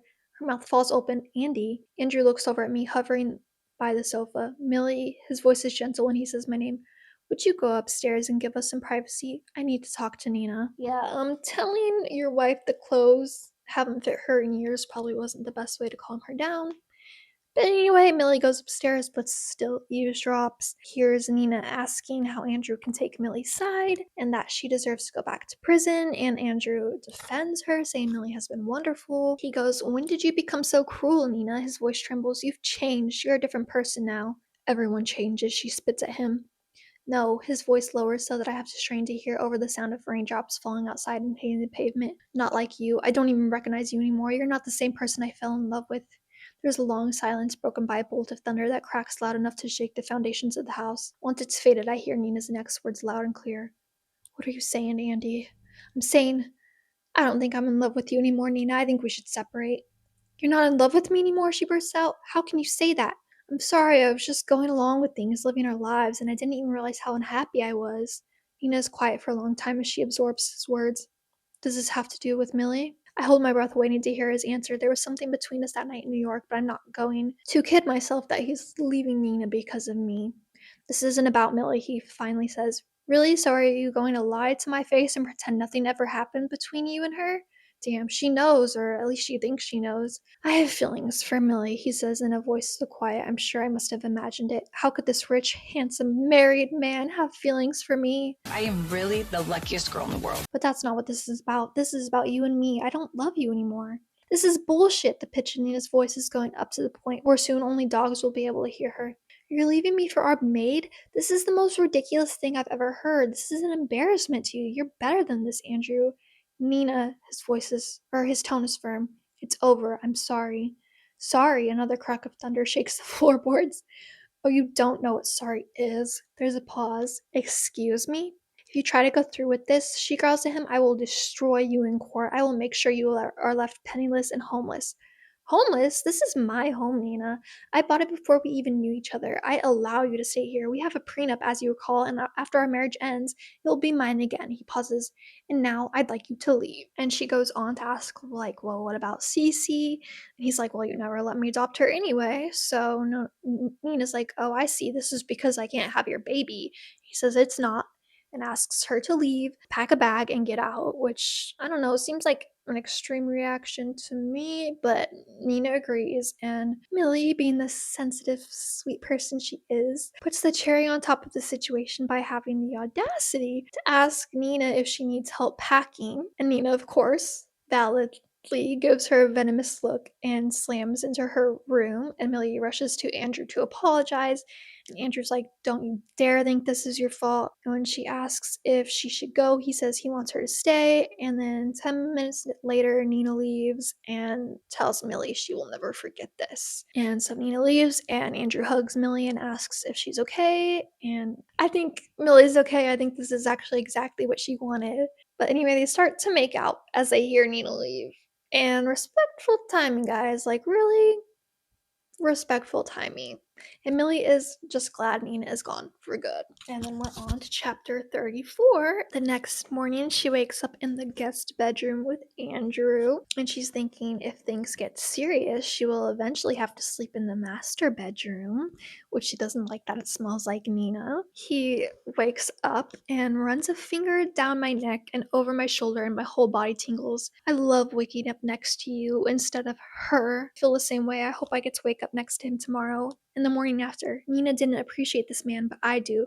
She took her life for granted. It's crazy to think that now it will be mine. Yes, I love being compared to another woman right off the bat. So romantic. And she's just jumping to the conclusion that she's going to take over Nina's life already. So, kind of crazy. Anyway, Millie offers to make them breakfast, and he's like, no. And she's like, okay, I could do a load of laundry. And he's like, no, I really like you and I want to give this a real try, so you can't be my maid. I will hire someone else, and you can stay here as long as you want. So she must think she really hit the lottery, huh? But we're only halfway through the book, so I'm guessing not. He gives me this sweet, charming smile, and I just melt. Nina had to be insane to let this guy get away. I'm still scared she's going to want him back. I think you'll be regretting that statement later, girl. Andrew goes to shower, and then someone calls her from a blocked number, which she ignores. And she just keeps reveling in the comfort of the guest bed and is falling asleep when the number calls again, and she ignores it again but goes to take a shower upstairs. And then when she comes back down, Andrew is like grumbling about Enzo being in the yard again and that he's always down there, and he marches out to Enzo and fires him. And Enzo doesn't put up an argument, so Andrew goes back into the house. Millie realizes that Enzo has grabbed her arm, like during this whole thing. and he tells her that she is in terrible danger and must get out of here. And she's shocked that he's speaking English so easily. And she's like, "It's okay, Nina's gone now." Like, he's like, "No, you are wrong." And before he can finish the sentence, Andrew comes out and asks if everything's okay. "You coming back inside? I want to stay out here and ask Enzo what exactly he meant by his ominous warning and what he was trying to tell me, but I have to go back inside the house. I don't have a choice." Okay, but like, don't you have a choice? You can't tell Andrew like 1 second and let Enzo finish what he was saying to you. You have to automatically do whatever Andrew tells you to do. That doesn't seem very healthy to me, especially considering you guys just started being intimate. I hate that. But anyway, we go into chapter 35. She goes to the grocery store for food, even though Andrew told her not to do any maid stuff, but she's like, "We need food." And while she's there, she gets a phone call, and of course, she does that thing where she's like, "Who could possibly be calling me? Oh, maybe Andrew." And of course, it's the blocked number again. But before she can reject the call, she's spooked by someone saying, "Millie, is it?" Which is one of the PTA ladies. And she's like, "Oh, I've been trying to get in touch with Nina all morning. We were supposed to get brunch together and she didn't show up. Is everything okay?" Which Millie, of course, lies and says yes. And the lady is like, "Well, she can be a bit flaky," and then points at the phone that Nina gave her and says, "It's nice you let her track you." And Millie is like, "Huh? She mostly just texts me." And the lady's like, "No, I'm talking about the tracking app she installed." Which I'm wondering why Nina would ever tell this woman that she did install a tracking app. But anyway, Millie realizes that Nina has been tracking her this whole time and that she knew exactly where she was that night of the Broadway show. And she wants to slap this Botox lady across the face because she looks like she took pleasure in telling Millie that. And she rushes out into the parking lot all paranoid and thinks she sees Nina's car, and then she gets a call from that number again, but of course it's just a spam call and she's being paranoid. And we go into chapter 36. It's still that same night, and Andrew is stuck at work, and she's disappointed they won't have dinner together. And she's also peeved that she can smell Nina's perfume all over, so she deep cleans the house but can still smell it. And she deleted the tracking app but still feels like she's being watched. And then she gets another call, and thinking it's the spam call, she answers it, and a voice warns, "Stay away from Andrew Winchester." And she assumes it's Nina messing with her again, so she decides that the next day she's gonna get a locksmith to change the locks, stating, "Andrew said he wanted this to become permanent, so now this is my home too." Which I think is kind of a leap. Like he said, if things go well, maybe it could become permanent, but now she's saying it's her house too. Really crazy entitlement there. She goes back up to the attic to move all her things downstairs, and Andrew pops his head up behind her asking what she's doing, and she tells him, and he's like, "Of course it's okay. I was gonna suggest it myself." And then they proceed to boink in the attic. And we go to chapter 37, and she wakes up and realizes that Andrew isn't in the cot anymore, and she goes to leave the bedroom, but it's locked. And then we go to part 2, and we are in Nina's perspective. Twist! And here comes the part where we realize that Andrew was the villain all along, right? That was automatically what I assumed, and I'm right. It was not predictable at all. Anyway, Nina is in a hotel room, and she goes to track Millie, but she realizes that she disabled it, so she pulls out a picture of Andy from her purse and lights it on fire.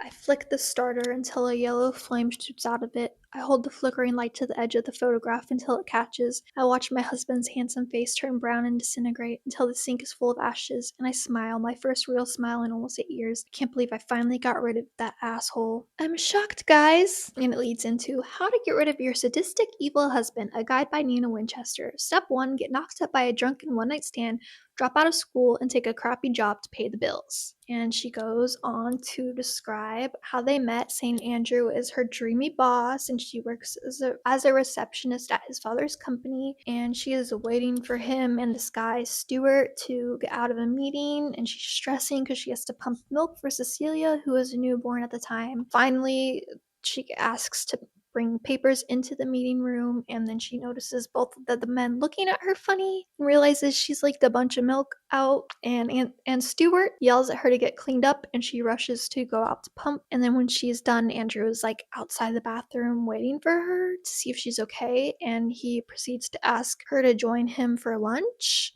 And she thinks he just feels bad, but agrees, and they grab hot dogs from a cart outside, and he asks how old her baby is, and she says 5 months, and then they talk until he has to get back to work, and he asks to take her to dinner that night, and she is so shocked that he would ask her and wants to go but says she can't. There's no babysitter, and he's like, oh, my mom would be happy to watch her, so she agrees. And then we go into chapter 39, which starts with step 2, naively marry sadistic evil man. So we skip to her and Andrew being 3 months into their marriage, and she's like, the only flaw I could ever find about him was his mother Evelyn, who often criticizes her parenting. And since that's the worst thing she could find out about him, she agreed to marry him and is so happy to be financially stable enough to stay home with Cecilia. And she does want to go back to grad school eventually, but is happy to be the perfect wife in the meantime. And we learn that she only wears white because Andrew loves her in white, which seems extreme, but sure. I don't know if this is like a metaphor for him taking all the color out of her life eventually, but if it's not, it should be. And the author should have leaned into that. But anyway, she's still wondering why the heck Andrew picked her out of anyone. And she feels so lucky. And she goes outside where he is, and he points out that her roots are starting to show, making her self-conscious, which is the first sign of abuse that we get. If you guys don't know, it's like a common tactic for abusers to break down your self-esteem, and so they make you feel like you can't do any better and you can't leave. She states she only has blonde hair now because Andy likes blondes. And ladies, if you feel like you have to change anything for a man, leave him. That is not the man for you. Oh, brother, this guy stinks! Anyway, she's like, oh, I can get my roots touched up. And he's like, well, first I need your help getting something from the upstairs storage area. So they go up to the attic, and he promises they can do the deed after. So she's like, hell yeah. And they go up to the attic, and apparently has never been up there once, even though they lived together for 4 months at this point. Which, I mean, it's not that crazy because attics are spooky, so I probably wouldn't go up there myself anyway. But she follows him up there, and when they get in there, she sees that the room only has a tiny cot, a little dresser, and a mini fridge. And he's like, oh, I store everything in the closet, so let's go look in there. She goes to peer inside, only finding one blue bucket. And then she hears the door slam and calls out to Andy and that she can't get the door open. And she tries to rationalize it, thinking he went downstairs and the window blew the door shut, but she keeps calling for him and he doesn't answer. And she tries to open the window, but no luck because, as we know, it's painted over. And then 30 minutes later, she finally hears a voice, and it's Andy saying he can't let her out yet. She demands that he lets her out, and he says, don't tell me what to do in my own house. His voice has an odd intonation that I barely recognize as him. You have to learn your lesson before you can be let out. A cold, sick feeling runs down my spine. While Andy and I were engaged, he seemed so perfect. He was sweet, romantic, handsome, wealthy, and good to Cecilia. I had been searching for his one fatal flaw. I have found it. So obviously she gets upset that he won't let her out, and he's like, I'll come back when you calm down. And we go into chapter 40, which starts with step 3, discover your husband is pure evil. So it's 3 hours later, it's midnight, and she is scratched at the door until she got splinters, so we know how those fingernail marks got there, and that Millie ignored in the beginning of the book very smartly. And she's worried about Cecilia and thinks if she ever gets out, she's gonna take her and run. And then Andy comes back and tells her she shouldn't bother screaming. Everything is soundproof below the attic, so no one will hear her. If it's only soundproof below the attic, could people outside not hear her? It's confusing. She's like, damn, that prenup says I will get nothing if I leave him within the first year of marriage, but I'm leaving him. And girl, I would hope so. Let's find out why she doesn't leave him though. He tells her that she is being punished for walking around with her roots showing, and so she promises to make an appointment with the hairdresser, but he says it's not enough, and they will talk more in the morning about her punishment. And she eventually drifts off to sleep and then wakes up needing to pee and realizes that's why that bucket is there and that Andrew had planned all of this. And then she opens the mini fridge to find 3 bottles of water and guzzles one down. And then Andrew is back at the door and tells her that Cecilia is with his mom, and he told her that Nina is visiting family. And he warns her that she will have to make the water she has last. He can't give her more. And he says, "You need to understand that hair is a privilege." Okay, I understand that. Do you, Nina? Because I feel like if you did understand it, you wouldn't walk around like a slob with your dark roots showing. I'm sorry for that. Because you couldn't take care of your hair? Now you will give it to me. I have a horrible sick feeling in the pit of my stomach. What? Not all of it, he chuckles, because of course that would be ridiculous. I want 100 strands. You want 100 strands of my hair? That's right. Give me 100 strands of your hair and I will let you out of this room. So yeah, he wants her to pick 100 strands of her hair and he will then let her leave, and he clarifies that he wants to see the root on the strands and that she can put them in an envelope that is stored in the dresser drawer. And so she agrees and is like, "I can do it in 5 minutes." And he's like, I gotta go to work, so have them ready when I get home at 7. And we go into chapter 41, and she completes this torturous task of pulling 100 hairs out of her head. And at 7 o'clock on the dot, Andrew returns and then asks her to slide the envelope under the door, which she does. And he says, "One of the strands doesn't have a hair follicle on it, and she'll have to start all over again." So this time, she does it all over again, but puts an extra 10 strands, and he accepts it and opens the door, bringing her a water and bagel, which she eats, but then she's tries to stand up and stumbles, and he's like, "You're too weak," when she asks to go see Cecilia, and that she has to lie down. So he takes her to bed and speaks to her so gently that for a second she doubts if the whole thing really happened, but she is sure it did, and she tells him she hates him. And we go into chapter 42. Step 4, make the world believe you're crazy. So she wakes up and she hears water coming from the bathroom and thinks this is her chance to run if Andrew's showering. And she considers calling the police, but decides to get away first. However, when she looks at her phone, she sees she has a bunch of text messages from Andrew asking if she's okay and that she's been acting really weird. And so he's like masterminding, trying to make her look crazy if she goes to the police. And she's like, "Well, I'm wondering who can be in the bathroom since Andy has texted me from work." And she goes to check, and it is Cecilia in the bathtub as the water rapidly fills. And she goes to get her out, and then someone says, Mrs. Winchester, don't move." And he takes Cece out of the tub, saying she's alive, but looks like she's been drugged, and it's a police officer. And he asks why she tried to drown her own daughter, and notes that she looks like she's on drugs, and to call the husband and let him know that they got here in time. So yeah, Andrew set her up to make it look like she tried to murder Cecilia, which leads us into chapter 43, where she has spent the following 8 months in the psychiatric hospital. The story, which has been repeated to me countless times, is that I took a bunch of sedatives that my physician prescribed to me and also gave my daughter some in her bottle. Then I placed her in the bathtub and turned on the water. My intention apparently was to kill both of us. Thank God, my wonderful husband Andy suspected something was wrong and the police arrived in time to save us. I have no memory of any of this. I have no memory of taking pills. I have no memory of putting Cecilia in the bathtub. I don't even have a memory of my physician prescribing that medication for me, but the family doctor Andy and I go to assured us he did. According to the therapist I see at Clearview, I suffer from major depression and delusions. The delusions are what led me to believe my husband was keeping me captive in a room for 2 days. The depression was what caused me to make the murder-suicide attempt. So yeah, she starts to believe that the whole thing with Andy locking her up never happened, that she's crazy and imagined it all, and she's put on antipsychotic and antidepressants, and she's also convinced that Andy is too wonderful to ever do something like that, and he visits her every day, bringing her muffins and cookies. The meds have upped her appetite, so she's gained like 20 pounds and staying there. And then this time, when Andy is visiting her, he asks if she's ready to return home the following week, which leads into chapter 44. And it's been 4 months of her seeing a therapist since she got out of the psych hospital. She's seen Dr. Hewitt twice a week, and he's asking her what she is afraid of, if she really thinks there's a dungeon in the attic. Apparently, the police officer checked the attic after her claims and found it full of storage boxes.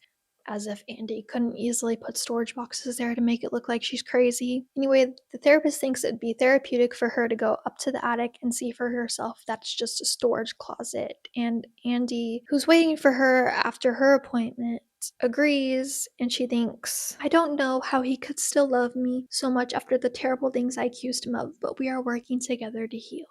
So yeah, the poor woman has been gaslit to death. Apparently, Andy's mom has been staying with them too because she is not trusted to be alone with her daughter. And then when she gets home, Cecilia is super ecstatic to see her and apparently has been super clingy since she returned home. She's wearing a frilly white dress that is a bit preposterous for such a little girl playing in the living room. Evelyn must have dressed her in it. Goes on to say, I never noticed how frequently Evelyn dresses in white, which has always been Andy's favorite color on me. Someone call Freud, guys.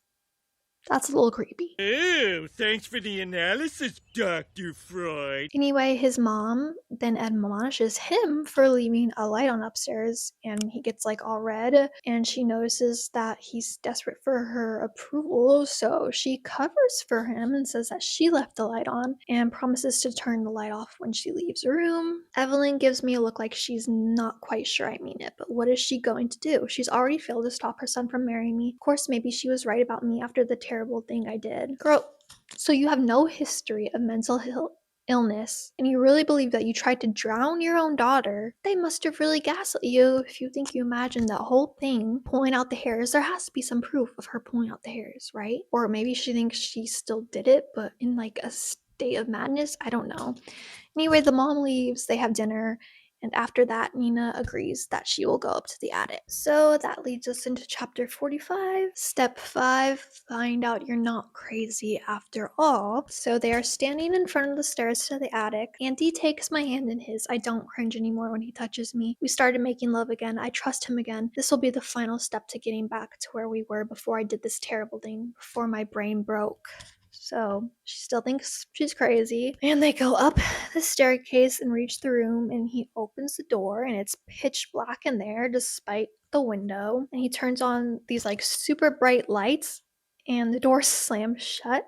The room is just as she remembers, with the bucket and the mini fridge, and she realizes that he just shot her in there, and he asks if she can hear him, and she says it's so bright, and he says to turn the light off. He says, your eyes will adjust a bit, but it won't help much. I boarded up the window last week and put in new lights. If you turn off the light, the world will be pitch black.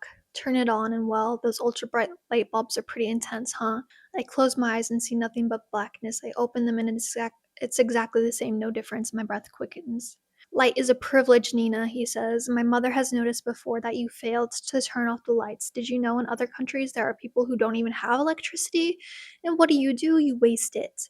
I press my palm against the door. This is really happening, isn't it? What do you think? I think you're a crazy, sick asshole. And he laughs on the other side of the door. Maybe, but you were the one who was in the loony bin for trying to kill yourself and your daughter. The police saw you do it. You admitted to having done it, and by the time they came here to check things out, this room looked exactly like a storage closet. It was real, I gasped. It was real the whole time. I wanted you to know that what you're dealing with. His tone is amused. He finds this entertaining. I wanted you to know what would happen if you tried to get away. I understand. I clear my throat. I swear to you, I won't leave. Just let me out of here. No, not yet. First, you have to be disciplined for wasting electricity. The sound of those words brings back an overwhelming feeling of deja vu. I feel like I'm going to throw up. I sink to my knees. So here's how it's going to work, Nina, he says. Because I am such a nice guy, I'm giving you two choices. You can have the light bulb or you can have blackness. It's entirely up to you. Andy, please. Good night, Nina. We'll talk more tomorrow. Please, Andy, don't do this. Tears spring to my eyes as his footsteps fade away. Shouting won't make a difference. I know it because this exact same thing happened to me 1 year ago. He locked me in here the same way he has today. So she realizes she didn't imagine it the first time, and she's resolved to do anything he wants as long as her daughter doesn't get taken away from her again. And she ends up managing to unscrew one of the light bulbs so it's not as bright, and he doesn't come back until the next night. He says he will let her out, but there are ground rules. First, that she can't tell anyone about the room. No one will believe her anyway. Second, whenever she needs punishment, it will be in the attic. This is for you, Nina. Look at the horrible choices you have made in your life before I came along. You had a dead-end minimum wage job. You got knocked up by some loser who didn't stick around. I'm just trying to teach you how to be a better person. And she says she wishes she never met him, and he says that's not nice, but can't blame her. And he's impressed she unscrewed one of the light bulbs. Because of course, as he says, he's always watching. He's going to make sure she is the best wife in the neighborhood. And then we go into chapter 46. Step 6, try to live with it. Andy and I have been married 7 years now, and he has kept every one of his promises. He has in many ways been a wonderful husband. He has supported me financially. He has been a father figure to Cecilia. He's even-tempered and agreeable. He doesn't drink heavily or mess around behind my back like so many other men in this town. He's almost perfect. How does it feel to be married to a living saint? And I hate his guts.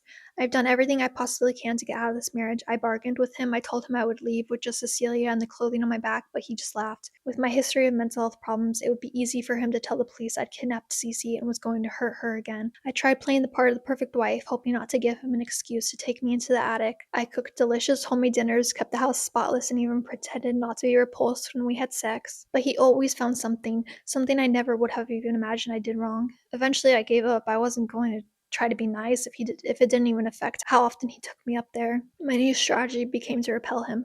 I started behaving like a shrew, snapping at him for every little thing that annoyed me. He didn't care. He almost seemed to enjoy the abuse. I stopped going to the gym and started eating whatever the hell I wanted, hoping if I could turn him off with my behavior, I could turn him off with my appearance. On one occasion, he caught me indulging in a chocolate cake, and he dragged me up to the attic and starved me for 2 days as a punishment. But after that, he didn't seem to care anymore. I tried finding Kathleen, his former fiancée, hoping she might back up my story so that I could finally go to the police without sounding like a crazy person. I had an idea of what she looked like and her approximate age. I thought I could find her. But do you know how many people roughly aged 30 to 35 have the name Kathleen? Quite a lot. I couldn't find her. I finally gave up trying. On average, she makes me go up to the attic once every other month. Sometimes it's more frequent, sometimes less. Once 6 months went by without a trip up there. I don't know if it's better or worse that I don't know when it's coming. It would be awful if I knew the exact day and had to dread it, but it's also awful to never know if I'll be spending that night in my own bed or in that uncomfortable cot. And of course, I never know what sort of torture he's got waiting for me in the room because I never know what transgression I have committed. And it's not just me. If Cecilia does something unacceptable, I'm the one who gets punished. He has purchased a wardrobe of itchy, frilly dresses that she hates, that the other children make fun of her for wearing, but she knows if she doesn't wear them or gets them dirty, her mother will disappear for days, likely naked to teach me clothing is a privilege, so she obeys. I'm scared that someday he will start punishing her instead, but in the meantime, I'm happy to accept my fate if he spares my daughter. So yeah, if she tries to get away, she knows that Cecilia will pay the price, so he taunts her by keeping a jar of peanut butter in the pantry, even though he knows Cece is allergic and will break out into welts. Luckily, it's not life-threatening, but does make her break out into welts. And once in a while, he will even slip some peanut butter into her dinner to make her break out. Of course, he knows that my temptation to arrange for his death or outright kill him might become overwhelming. He has informed me that in the event of his death or from any cause, a letter will be sent from his attorney to the police department, informing them of my unstable behavior and homicidal threats against him.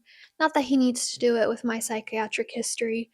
So I stay with him and I don't murder him in his sleep or hire hitmen. But I do fantasize when Cecilia is older, when she doesn't need me, maybe I could get away. Then he doesn't have a threat against me anymore. Once she's safe, I don't care what happens to me. Her PTA friend, Suzanne, drives her home and she thinks about the drunken night a few years ago when she confessed everything to her about Andrew. She told her that they would figure it out, but when she got home, Andy was waiting for her, having been warned by Suzanne because he made sure to tell her friends what she did years ago, and that if she said something like that, she might be having another episode. Look, all I know is that if a woman comes to me for help about a man trapping her in an attic and making her look to be crazy, I'm believing the woman, certainly not the man. Anyway, currently as she's dropping Nina off, she gets distracted by Enzo saying how hot he is and demands his phone number. Enzo is apparently very nice to Cece, teaching her about flowers and stuff. And she thinks, oh, if only he spoke English, she could confide in him. But since she thinks he doesn't, she decides to say to him now, my husband is a monster. He tortures me. He holds me hostage in the attic. She thinks for a second that there is understanding in his eyes. As he steps towards her, she backs away. Getting the message, he goes back to work and she rushes into the house. And then we go into chapter 47. We're getting there, guys. We're almost there. She is currently in the attic and has been for 20 hours. He put her in there the night before after Cecilia went to bed for spraying too much air freshener in the bedroom. Apparently he wants another child and she can't let that happen, so she drove to a clinic, gave them a fake name, and paid in cash to get an IUD, which is valid, very smart. But anyway, her punishment for the air freshener was spraying pepper spray in her eyes herself. So after a few hours after doing this, she's finally able to open her eyes again and she goes to look out the window, which Andy only boards up sometimes apparently. And when she looks out, she realizes Enzo is there looking at her. So he comes inside and calls for Nina and asks her to open the door. And it hits her that he's speaking pretty good English. But anyway, she lies and says she's fine. He's like, nuh-uh, you told me your husband tortures you and traps you in the attic. Asks where the key is, and she just asks him to leave, not wanting to make the situation worse. But he threatens to break the door down, and she says, don't, he will hurt Cecilia, have her locked up, and get Enzo deported. He agrees to leave, but says if he does not see her the next morning, he will break the door down and call the police. And Andy lets her out of the room that night, and the next morning when Andrew leaves to take Cecilia to school, Enzo asks her to tell him the truth about what's going on. In the last 5 years, every single person I have told about the things Andy has done to me, the police, the doctors, my best friend, has called me crazy, delusional. I have been locked up for talking about what he has done to me, but here is a man who wants to hear the truth. He will believe me. So, as we stand on my front lawn on this beautiful sunny day, I tell Enzo everything. I tell him about the room in the attic. I tell him some of the ways Andy has tormented me. I tell him about finding Cecilia unconscious in the bathtub. It was years ago, but I remember her face under the water like it was yesterday. I tell him everything as his face grows darker and darker. Before I even finish, Enzo lets loose with a string of Italian. I don't know the language, but I know curse words when I hear them. His fingers squeeze on the clippers until they turn white. I kill him. He hisses, tonight I will kill him. She says no, and he says, he's a monster. Do you not want me to kill him? And she says she does, but he will go to jail. They both will. So he says fine, then leave him. He will help her. He will find a way. And we go into chapter 48, which is step 7, try to escape. It's a week later, and Enzo and her make plans, meeting him by parking at a fast food restaurant and then walking to his house, and she is aware that Andy tracks her. And Enzo admits it's easier to pretend he doesn't speak English, otherwise the housewives don't leave him alone, apparently. And she asks what brought him here, and he says, my sister and Antonia's husband, he was like yours. A bad guy, a rich, powerful bad guy who made himself feel better by slapping her around. I tell her leave, but she would not. Then one day he pushed her down the stairs and she never woke up at the hospital. He grabs the sleeve of his t-shirt and pulls it up to reveal the tattoo I have seen, the heart with the name Antonia inscribed in it. Now this is how I remember her. So he goes on to say he decided to punish the guy himself if he didn't go to jail, or when he didn't go to jail. Not going as far as killing him, which he regrets, but he had to get out of there after that. And he tells her that in order to leave, she will need passports first, her and Cecilia, a driver's license, birth certificates, money, and plane tickets.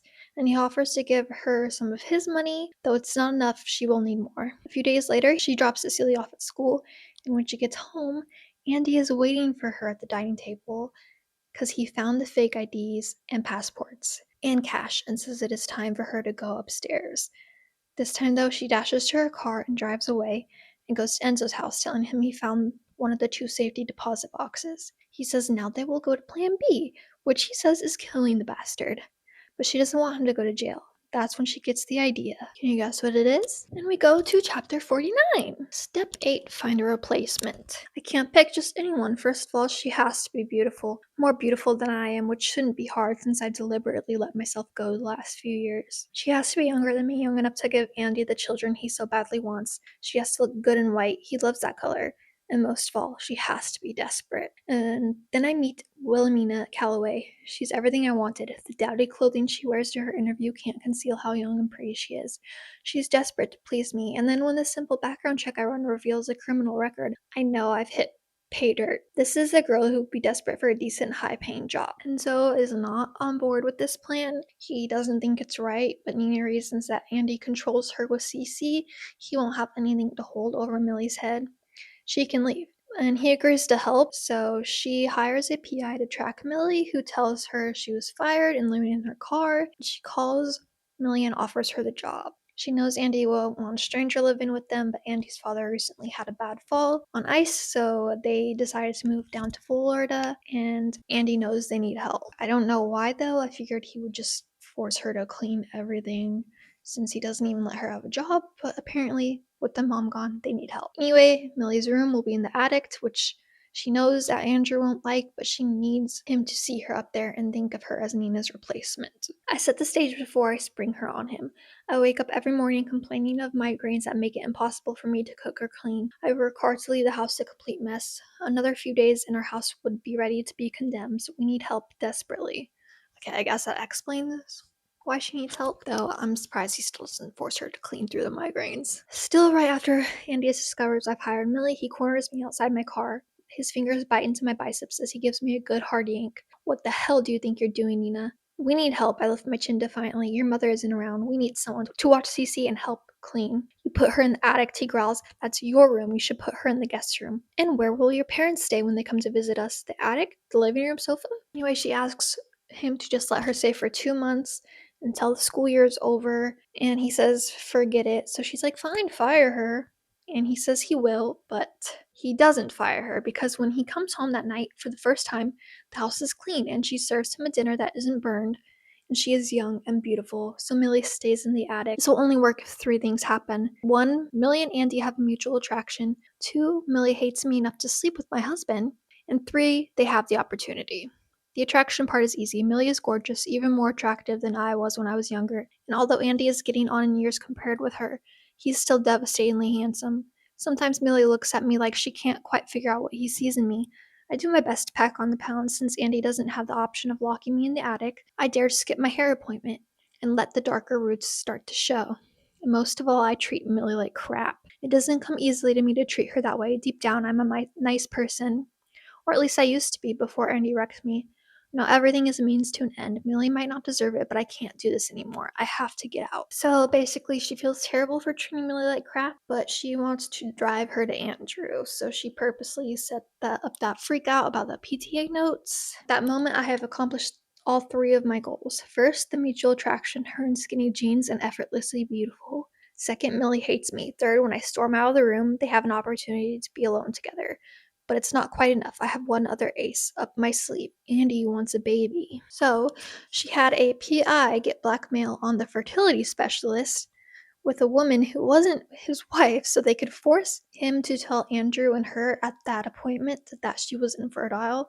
And she calls Andrew's mom pretending to be pregnant and asks her to send up all of Andy's old baby stuff to really twist a knife in, because that's what the box of baby stuff was for. And that night when they get back from the fertility specialist, she starts the fight, yelling about how it's her fault they can't have a baby. Nina, he reaches out to touch me, and there's still love in his eyes.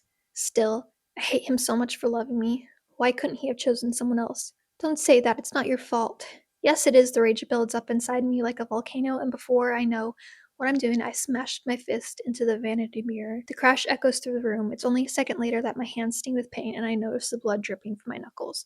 Oh Jesus, Andy's face turns pale. Let me get you some tissues. So yeah, that's how her hands were all bloody before. And she hears someone outside the room and assumes it's Cece, but it's Millie who is eavesdropping and then looking at her like she's insane. Millie thinks I'm crazy. Andy thinks I'm too old. After that, it's just a matter of opportunity. Andy will want to get me tickets to Showdown after how much I've talked about it. He loves to do things to please me, alternating with the horrors he subjects me to. But it'll be Millie who will see the show, not me. the show and then the hotel room overnight. It's almost too perfect, and it gives me a chance to get Cecilia out of the way to camp so Andy can't use her against me. When the GPS tracker on Millie's phone registers that she's in Manhattan that night, I know I've won. I see the way they look at each other after that. It's over. He's in love with her now. He's her problem. I'm free. We go to chapter 50, and she says, "It will never happen again. He will never lead me up to the attic again. He will never warn everybody in the neighborhood that I'm crazy and that they need to watch my behavior. He'll never have me locked up again."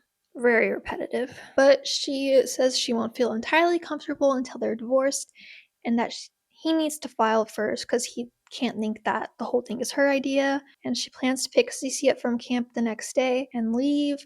And luckily, he has no claim over Cece because she never let him adopt her, so she can take her wherever. But then someone knocks on the door of the hotel room, and it's Enzo. He is happy when she tells him that Andrew kicked her out and that she is free now. And they hook up. Surprise, surprise. And after that, he admits that he liked her from the moment he saw her, and she tells him, well, she's leaving the next day, and she wonders if he will ask her to stay or to go with her. Instead, he says they can't leave Millie. I mean, his jaw tightens. Millie does not deserve him any more than you did. She's a criminal.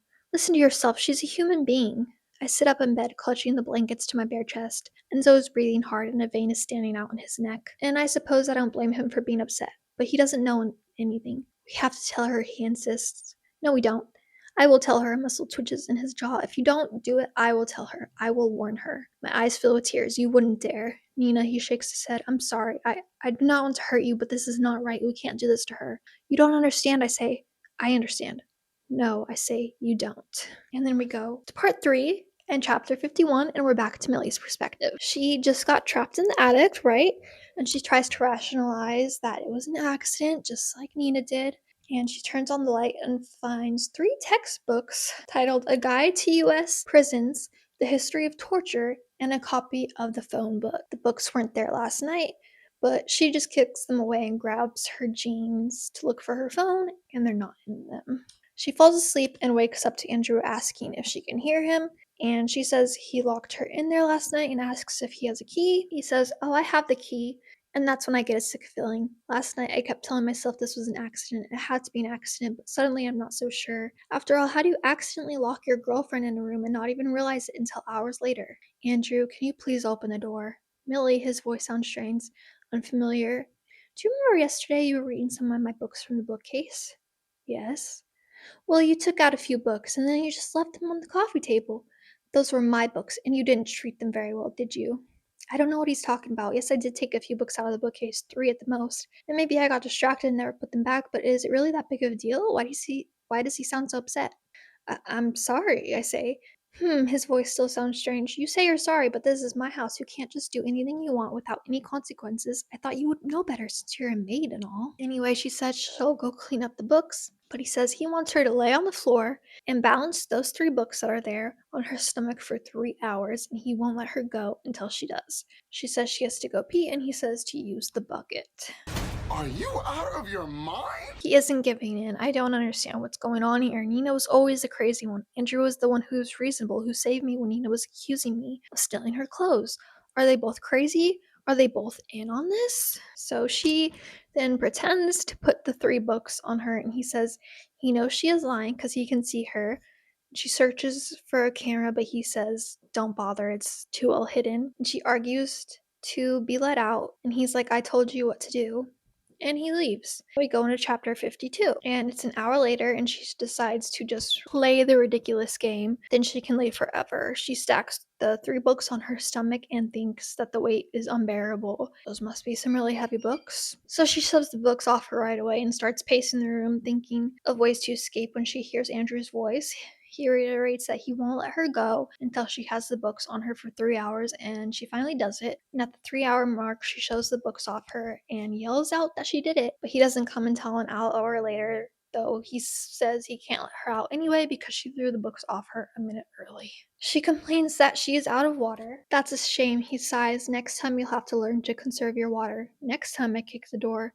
Are you out of your mind? There's not going to be next time. Actually, I think there will be, he says thoughtfully. You're on parole, right? If you were to take something from our house, and I'm sure Nina would back me up on that, where do you think you would end up?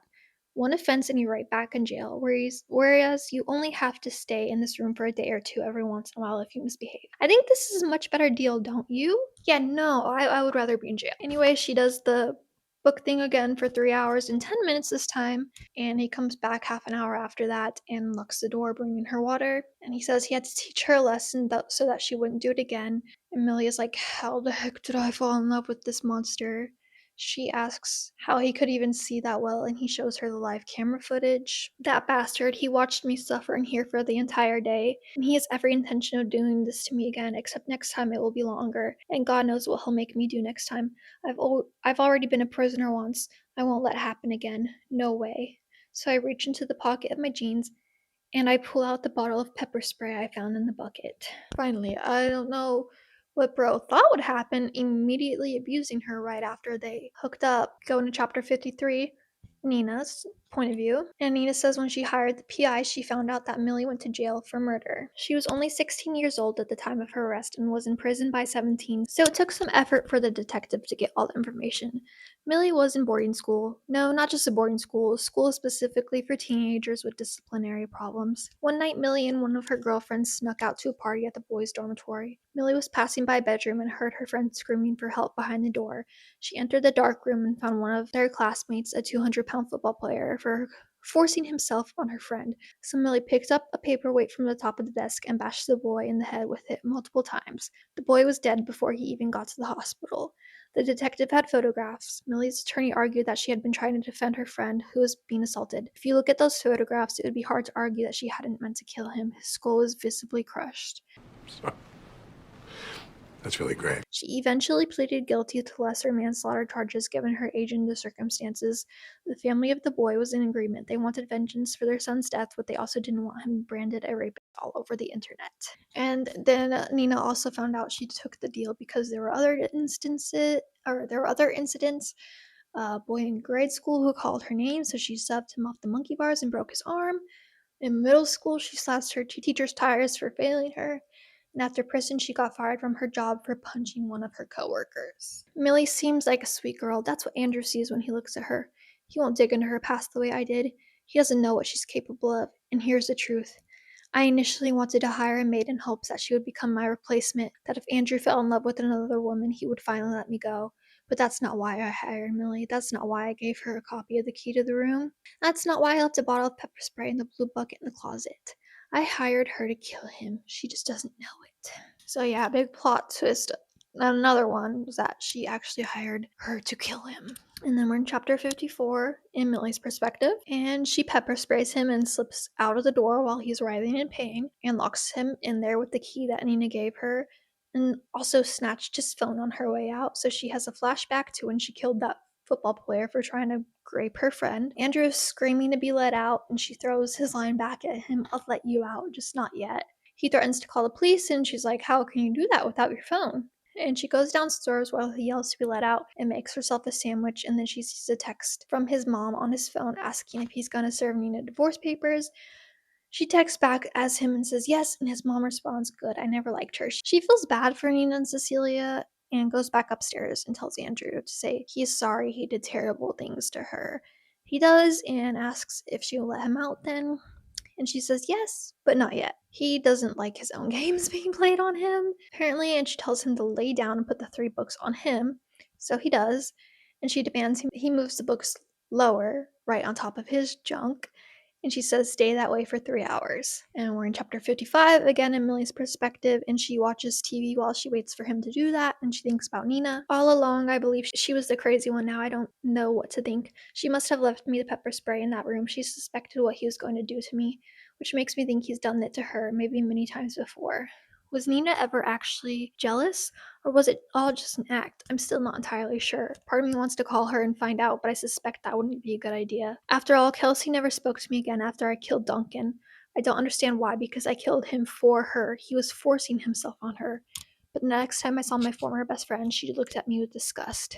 Nobody ever understood. After I got in trouble for slashing Mr. Kavanaugh's tires, I tried to explain to my mother how he had told me I was going to fail math class unless I let him fill me up. She didn't believe me. Nobody believed me. She shipped me off to boarding school because I kept getting in trouble. That didn't work out so well. After the incident at the boarding school, they wiped their hands of me for good. And then when I finally got a decent job after getting out of prison, I had to deal with the bartender, Kyle, who kept grabbing my ass every chance he got. So one day I spun around and slammed my fist into his nose. He only didn't press charges because he was so embarrassed that he got beat up by a girl. But they told me not to come back, and soon after that I was living in my car. The only person I can trust is myself. So yeah, that's the backstory to all the incidents that happened and why she did the things she did. Anyway, she goes back upstairs and Andrew says if she doesn't let him out, he's going to kill her. He's like, you said I could be let out if I did it for 3 hours, and she's like, nope, I said 5. You got to start over. And he offers $1 million and $2 million if she lets him out, which obviously she knows won't happen. And he asks for water at least, and she says, maybe next time you should leave the girl you lock up more water. And she walks away again. And we go into chapter 56 in Nina's perspective. And Nina picks up Cecilia from camp and she asks her where they're going next, since Nina told her to pack extra clothes since they might not go straight home. And she asks Cecilia where she wants to go, and Cece says Disneyland. And she's like, oh, I would love to go to California and put that much distance between Andrew and us. So she asks Cece to grab her bags. As she does, Enzo calls her and says they need to help Millie. She says no way, and he insists she's in trouble because of her. Right, because she slept with my husband. Am I supposed to feel sorry for her? You pushed her into it. She didn't have to take the bait. Nobody twisted her arm. Anyway, she'll be fine. Andy never did anything to me for months. Not until after we got married. I sniff. I'll write her a letter after the divorce, okay? I'll warn her about him before she marries him. He's quiet for a few beats on the other line. Millie hasn't left the house in 3 days. He goes on to tell her that her car hasn't moved and the light is on in the attic, and she asks if he can just go himself and protect her, and he says the key to get into the house is gone. He can't bust the door down. She knows what will happen to him. She has to use her key to get in, and he will go with her. And she agrees on one condition. What will the condition be? I don't know, because then we go into chapter 57, Millie's perspective. Millie wakes up in the morning and checks the cameras on Andrew's phone, freaking out when she doesn't see him, but apparently he's just under the covers on the cot. And she rewinds the video and sees that he did hold the book for 5 hours, so according to their bargain, she should let him out. So she takes her time going up there. She takes a shower, she gets dressed, and then she hides something in her pocket. And then as she knocks on the door to the attic, he doesn't move from the cot at first, and she wonders if he's dead, but he finally stirs and tells her that he did it, so to let him out. She says the video feed didn't come through last night, so he has to do it again, which she cuts off and says he isn't going to, and he starts ramming himself into the door, but doesn't have the strength to break it down. So he gives up and he asks what she wants him to do, and she takes a pair of pliers out of her pocket and slides them under the door, telling him to pull one of his teeth. And he says no and runs against the door again, seeming to hurt his hands, and then he ends up ripping one of his teeth out, but Millie notes that he has no idea this is just the beginning. And then we're at chapter 58, Nina's perspective again. And Nina pulls up to the house, stating that the one condition she gave Enzo was for him to stay with Cecilia and protect her. But before she can go into the house, Suzanne appears, saying she came to check on her because she didn't show up to lunch the other day. And Nina remembers the betrayal of her outing her to Andrew. Suzanne says, I heard a terrible rumor. I heard you moved out, that you left Andy, or that he dumped me for the maid. I catch the expression on Suzanne's face, and I know I've hit the nail on the head. Everybody in this town is talking about us. I'm afraid it isn't true. The rumor mill has it wrong yet again. I was just picking Cece up at her camp, that's all. Oh, there's a flash of disappointment on Suzanne's face. She was hoping for a bit of juicy gossip. Well, I'm happy to hear that. I was worried about you. Absolutely nothing to worry about. My cheeks are starting to hurt from smiling. No, I've had a long trip, so if you'll excuse me. And brushes her off to go into the house. She goes up to the house and rings the doorbell first, and no one answers, so she takes her key and goes inside, and it's really dark, and she calls out for Andy but gets no response. So she climbs the stairs up to the attic and sees that the light is on, thinking that Millie's trapped in there. She unlocks the door, and we go into chapter 59. Nina's perspective again. Oh god, I whisper. The light is on in the attic, like I thought. Those 2 light bulbs are flickering on the ceiling. The bulbs need to be changed, but there's enough light to see Andy, what used to be Andy, that is. For a solid 60 seconds, all I can do is stare, then I lean forward and retch. Good thing I was too nervous to eat any breakfast this morning. Hello, Nina. I nearly have a heart attack at the sound of the voice coming from behind me. I was so sickened by the sight in front of me, I didn't even hear the footsteps on the stairs to the attic. I whirl around and there she is, Millie, holding up a bottle of pepper spray pointed at my face. She asks Millie to put the pepper spray down and asks how long Andy has been dead. And Millie's like, do you think he's really dead? And Nina offers to check. He does not look alive. His eyes are cracked open, his cheeks are sunken, and his lips are parted. His chest isn't moving, but the worst part is that all the dried blood around his mouth and on his white shirt. His lips are parted and several of his teeth are gone. I suppress the urge to gag. Even so, when I reach out to check his pulse on his neck, I expect him to grab my wrist, but he doesn't. He's completely still. When I press on his pulse, I feel nothing. He's gone, I say. Millie stares at me a moment, then lowers the pepper spray. She sinks onto the cot and buries her face in her hands. It's like she just realized the enormity of what's happened, what she's done. Oh God, oh no. Millie, you know what this means. She lifts her bloodshot eyes to look at me. The rage is gone and all that's left is fear. That's it. I'm going back to prison for the rest of my life. And she starts crying and Nina comforts her, saying she's not going to go to prison. She is going to tell police that she had the week off and that they will probably send her to the psychiatric hospital at worst, so not to worry about her. Millie frowns, her nose pink. You were the one who left me the pepper spray, weren't you? I nod. You were hoping I would kill him. I nod again. So why didn't you just kill him yourself? I wish there was an easy answer to that question. I was worried about getting caught. I was worried about going to jail. I was worried about what my daughter would do without me. But what it really comes down to is that I just couldn't. I didn't have it in me to take his life, and I did something terrible. I tried to trick Millie into killing him, which she did, and then she tells Millie to go before she changes her mind, and she calls the police. And then we are in chapter 60, and we circle back to that prologue where she says if she leaves this house, it'll be in handcuffs. And she's waiting for the detective to come back downstairs and calls Enzo and tells him that the police are still there and it doesn't look good for her. He says he will testify for her, but she doubts his testimony will mean anything since they're sleeping together. Or at least now they are, or did once. Anyway, he's watching Cecilia still and teaching her Italian, and she has to talk to her, which she does, and she tells her to keep learning. She'll be back as soon as possible, and that she loves her. So the detective comes back and asks if she knows anything about the bruising on her husband's body, that there are bruises all over, and all over his lower belly and his groin. I raise my eyebrows. Do you think I beat him up? The idea is laughable. Andy was taller than me by quite a lot, and his body was solid muscle. Mine was not. I have no idea what happens up there. His eyes meet mine, and I try not to look away. Your story is that your husband might have gotten locked in the attic accidentally, and you somehow didn't realize he was gone. Is that right? I thought he was on a business trip, I say. He usually takes a taxi to the airport. And there were no text messages or calls between the two of you during this time, but that didn't concern you. He points out, furthermore, in talking to his parents, it sounds like he had asked you to move out last week. I can't deny that part. Yes, that's right. That's why we didn't talk. And what about this Wilhelmina Calloway? He puts a small pad of paper out of his pocket and consults his note. She was working for you, wasn't she? I lift shoulder. I gave her the week off. My daughter was off at camp, so I felt like we didn't need her. I haven't seen her all week. I'm sure they are going to try to contact Millie, but I'm trying to take her off the suspect list as best I can. It's the least I can do after what I did to her. So you're telling me that a grown man managed to get himself locked in the room in the attic without his phone, even though the room only locks from the outside? Connor's eyebrows inch up to his hairline. And while he was in the room, he randomly decided to pull out 4 of his teeth. When he says it that way, Mrs. Winchester, the detective says, do you really believe your husband is the sort of man who would do something like that? I lean back against the sofa, trying not to let on how much my body is trembling. Maybe. You didn't know him. Actually, he says that isn't entirely true. I look up sharply. Excuse me? Oh God, this just gets worse and worse. A detective with his graying hair is the right age to be another of Andy's father's golfing buddies, or some other recipient of the family's amazing generosity. My wrists start to tingle, anticipating the handcuffs being snapped around them.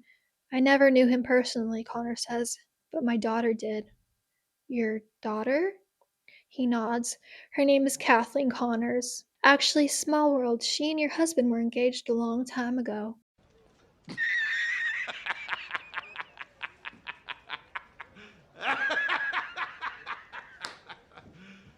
You serious? I blink up at him. Kathleen, the fiancée who Andy broke up with before the two of us got together. The one I tried to find so many times, but kept coming up empty-handed. Kathleen is this man's daughter? What does that mean? He lowers his voice several notches until I have to strain to hear. The breakup was rough on her. She wouldn't talk about it, still won't. She moved far away after that. She even changed her name. She hasn't been on a date with a man since. My heart speeds up. Oh, I I always wonder what exactly Andrew Winchester did to my daughter. He presses his lips together until they form a straight line. So when I transferred out here about a year ago and started poking around, I thought it was interesting that you had claimed he had been locking you up in the attic, but nobody could verify your story was real. Although truthfully, it looks like nobody dared very much to try. The Winchesters used to have a lot of pull out here before they moved down to Florida, especially with some of the cops. He pauses, but not me. My mouth is too dry to get any words out. I just stare at him, my jaw hanging open. If you ask me, he says the attic is a hazard. Seems like it's far too easy to get locked up there. He leans back again, his voice returning to a normal volume. It's a shame what happened to your husband. I'm sure my buddy in the coroner's office will also agree. It'll have to be a cautionary tale, won't it? Yes, I finally manage. A cautionary tale. Detective Connors gives me one last long look, and then he goes back upstairs to join his colleagues, and I realize something incredible. I'm not going to walk out of here in handcuffs after all. And then we go to chapter 61, again in Nina's perspective, and she is at Andy's wake, and Suzanne is back again to bug her and comments that it's such a terrible accident. Then Enzo comes into the funeral parlor. I'm so sorry, he says quietly. I can't. My heart sinks. He isn't telling me he's sorry because of Andy. Neither of us are sorry about that. He's sorry because yesterday I asked him when this is all over if he might come with me to live across the country on the West Coast, far away from here. I never expected him to say yes, but his decline of my offer still makes me sad. This man helped save my life. He's my hero. Him and Millie. You will have a fresh start. A small crease forms between his eyebrows. Better this way. And then, a few minutes later, the Winchesters enter. Except the real truth was I wasn't excited to talk to her after being responsible for the death of her only son. Detective Connors made good on all his promises. Andy's death was ruled an accident, and neither I nor Millie was ever investigated. The story was that Andy accidentally got locked in the attic while I was away and died from dehydration. None of that explains the bruises or the missing teeth, though. Detective Connors had friends in the coroner's office, but the Winchesters are one of the most powerful and influential families in the state. Do they know? Do they have any idea I'm responsible for his death? But then Robert, the dad, surprises her by saying that they will always be there for her and Cece, and then he leaves her alone with Evelyn. She tells Nina that she spoke to an old friend at the police station about Andy, and they told her how he looked and about his missing teeth. And Nina's freaking out, thinking Evelyn knows he was murdered and she's going to be arrested. Then her eyes drift back to her son's face, at his long lashes closed forever. She purses her lips. I always told him, she says, how important dental hygiene is. I told him he had to brush every night, and when he didn't, there would be a punishment. There's always a punishment when you break the rules. What? What is she saying? Evelyn, if you don't take care of your teeth, she continues, then you lose the privilege to have teeth. Evelyn? Andy knew that. He knew that was my rule. She shifts her eyes. When I pulled out one of his baby teeth with pliers, I thought he understood. I stare at her, too afraid to speak, too afraid of the next words that will leave her mouth, and when they finally come, it takes my breath away. It's such a shame, she says, that he never really learned. I'm glad you stepped up and taught him a lesson. My jaw is hanging open as Evelyn makes one last adjustment to her son's white shirt collar. Then she walks out of the funeral home, leaving me behind. And that's the end of the book, except for the epilogue, which is in Millie's point of view.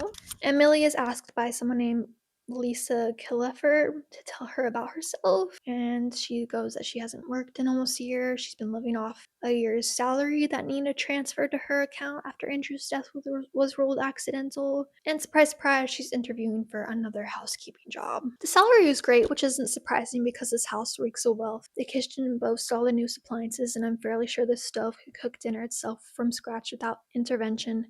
I really want this job, and I'm trying to protect confidence. I try to think of the text message from Enzo that I received this morning. Good luck, Millie. Remember, they will be lucky to have you. And then, see you tonight after you get the job. So is she saying Enzo now, or is this just a friendship thing? Anyway, Lisa tells her she's looking for someone who can clean and do some light cooking, which Millie says she can.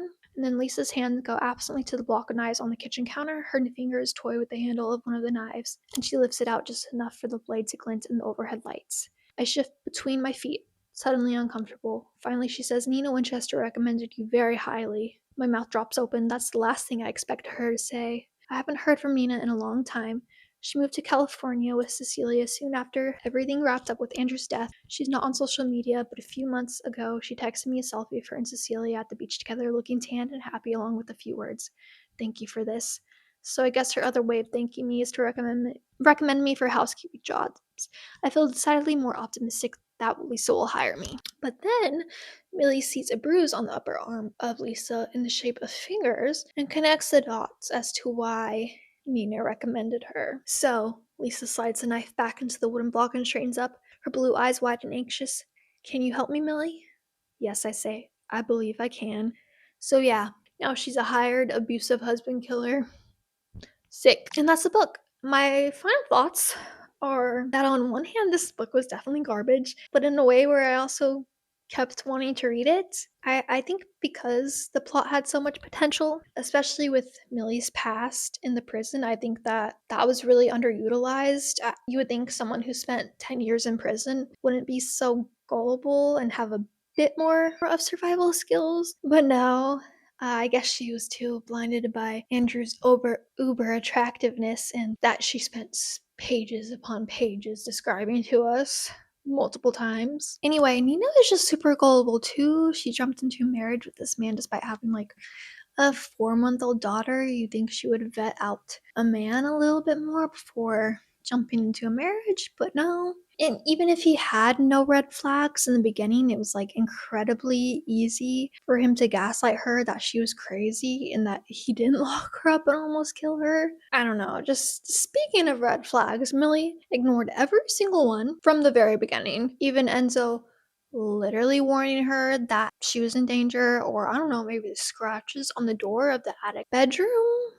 Like, oh, or the fact that it only locks from the outside? That's suspicious. There also, like, wasn't really much suspense to me personally in the book. I kind of figured what was going to happen from pretty early on, and that Andrew was the villain, obviously. It almost read like a rag to riches fanfic, which I think took away from the serious subject matter that was happening. And it also took me much longer to get through this book than I anticipated because it kind of felt like a chore reading it since I kept guessing what was going to happen. And on top of that, the writing was really juvenile and simple, and especially the parts where Millie obsesses over how hot Andrew is, that was just like super repetitive, and it just kept getting harder and harder to suspend my disbelief, especially with the twist about the policeman whose daughter was Andrew's ex-fiance, and then he had the power to drop the whole like investigation and cover up the murder. Just really unbelievable to me. All in all, I found that all the characters were just unlikable and kind of flat. Millie has no agency at all until the very end, when you would think someone who spent 10 years in prison would be a little bit harder,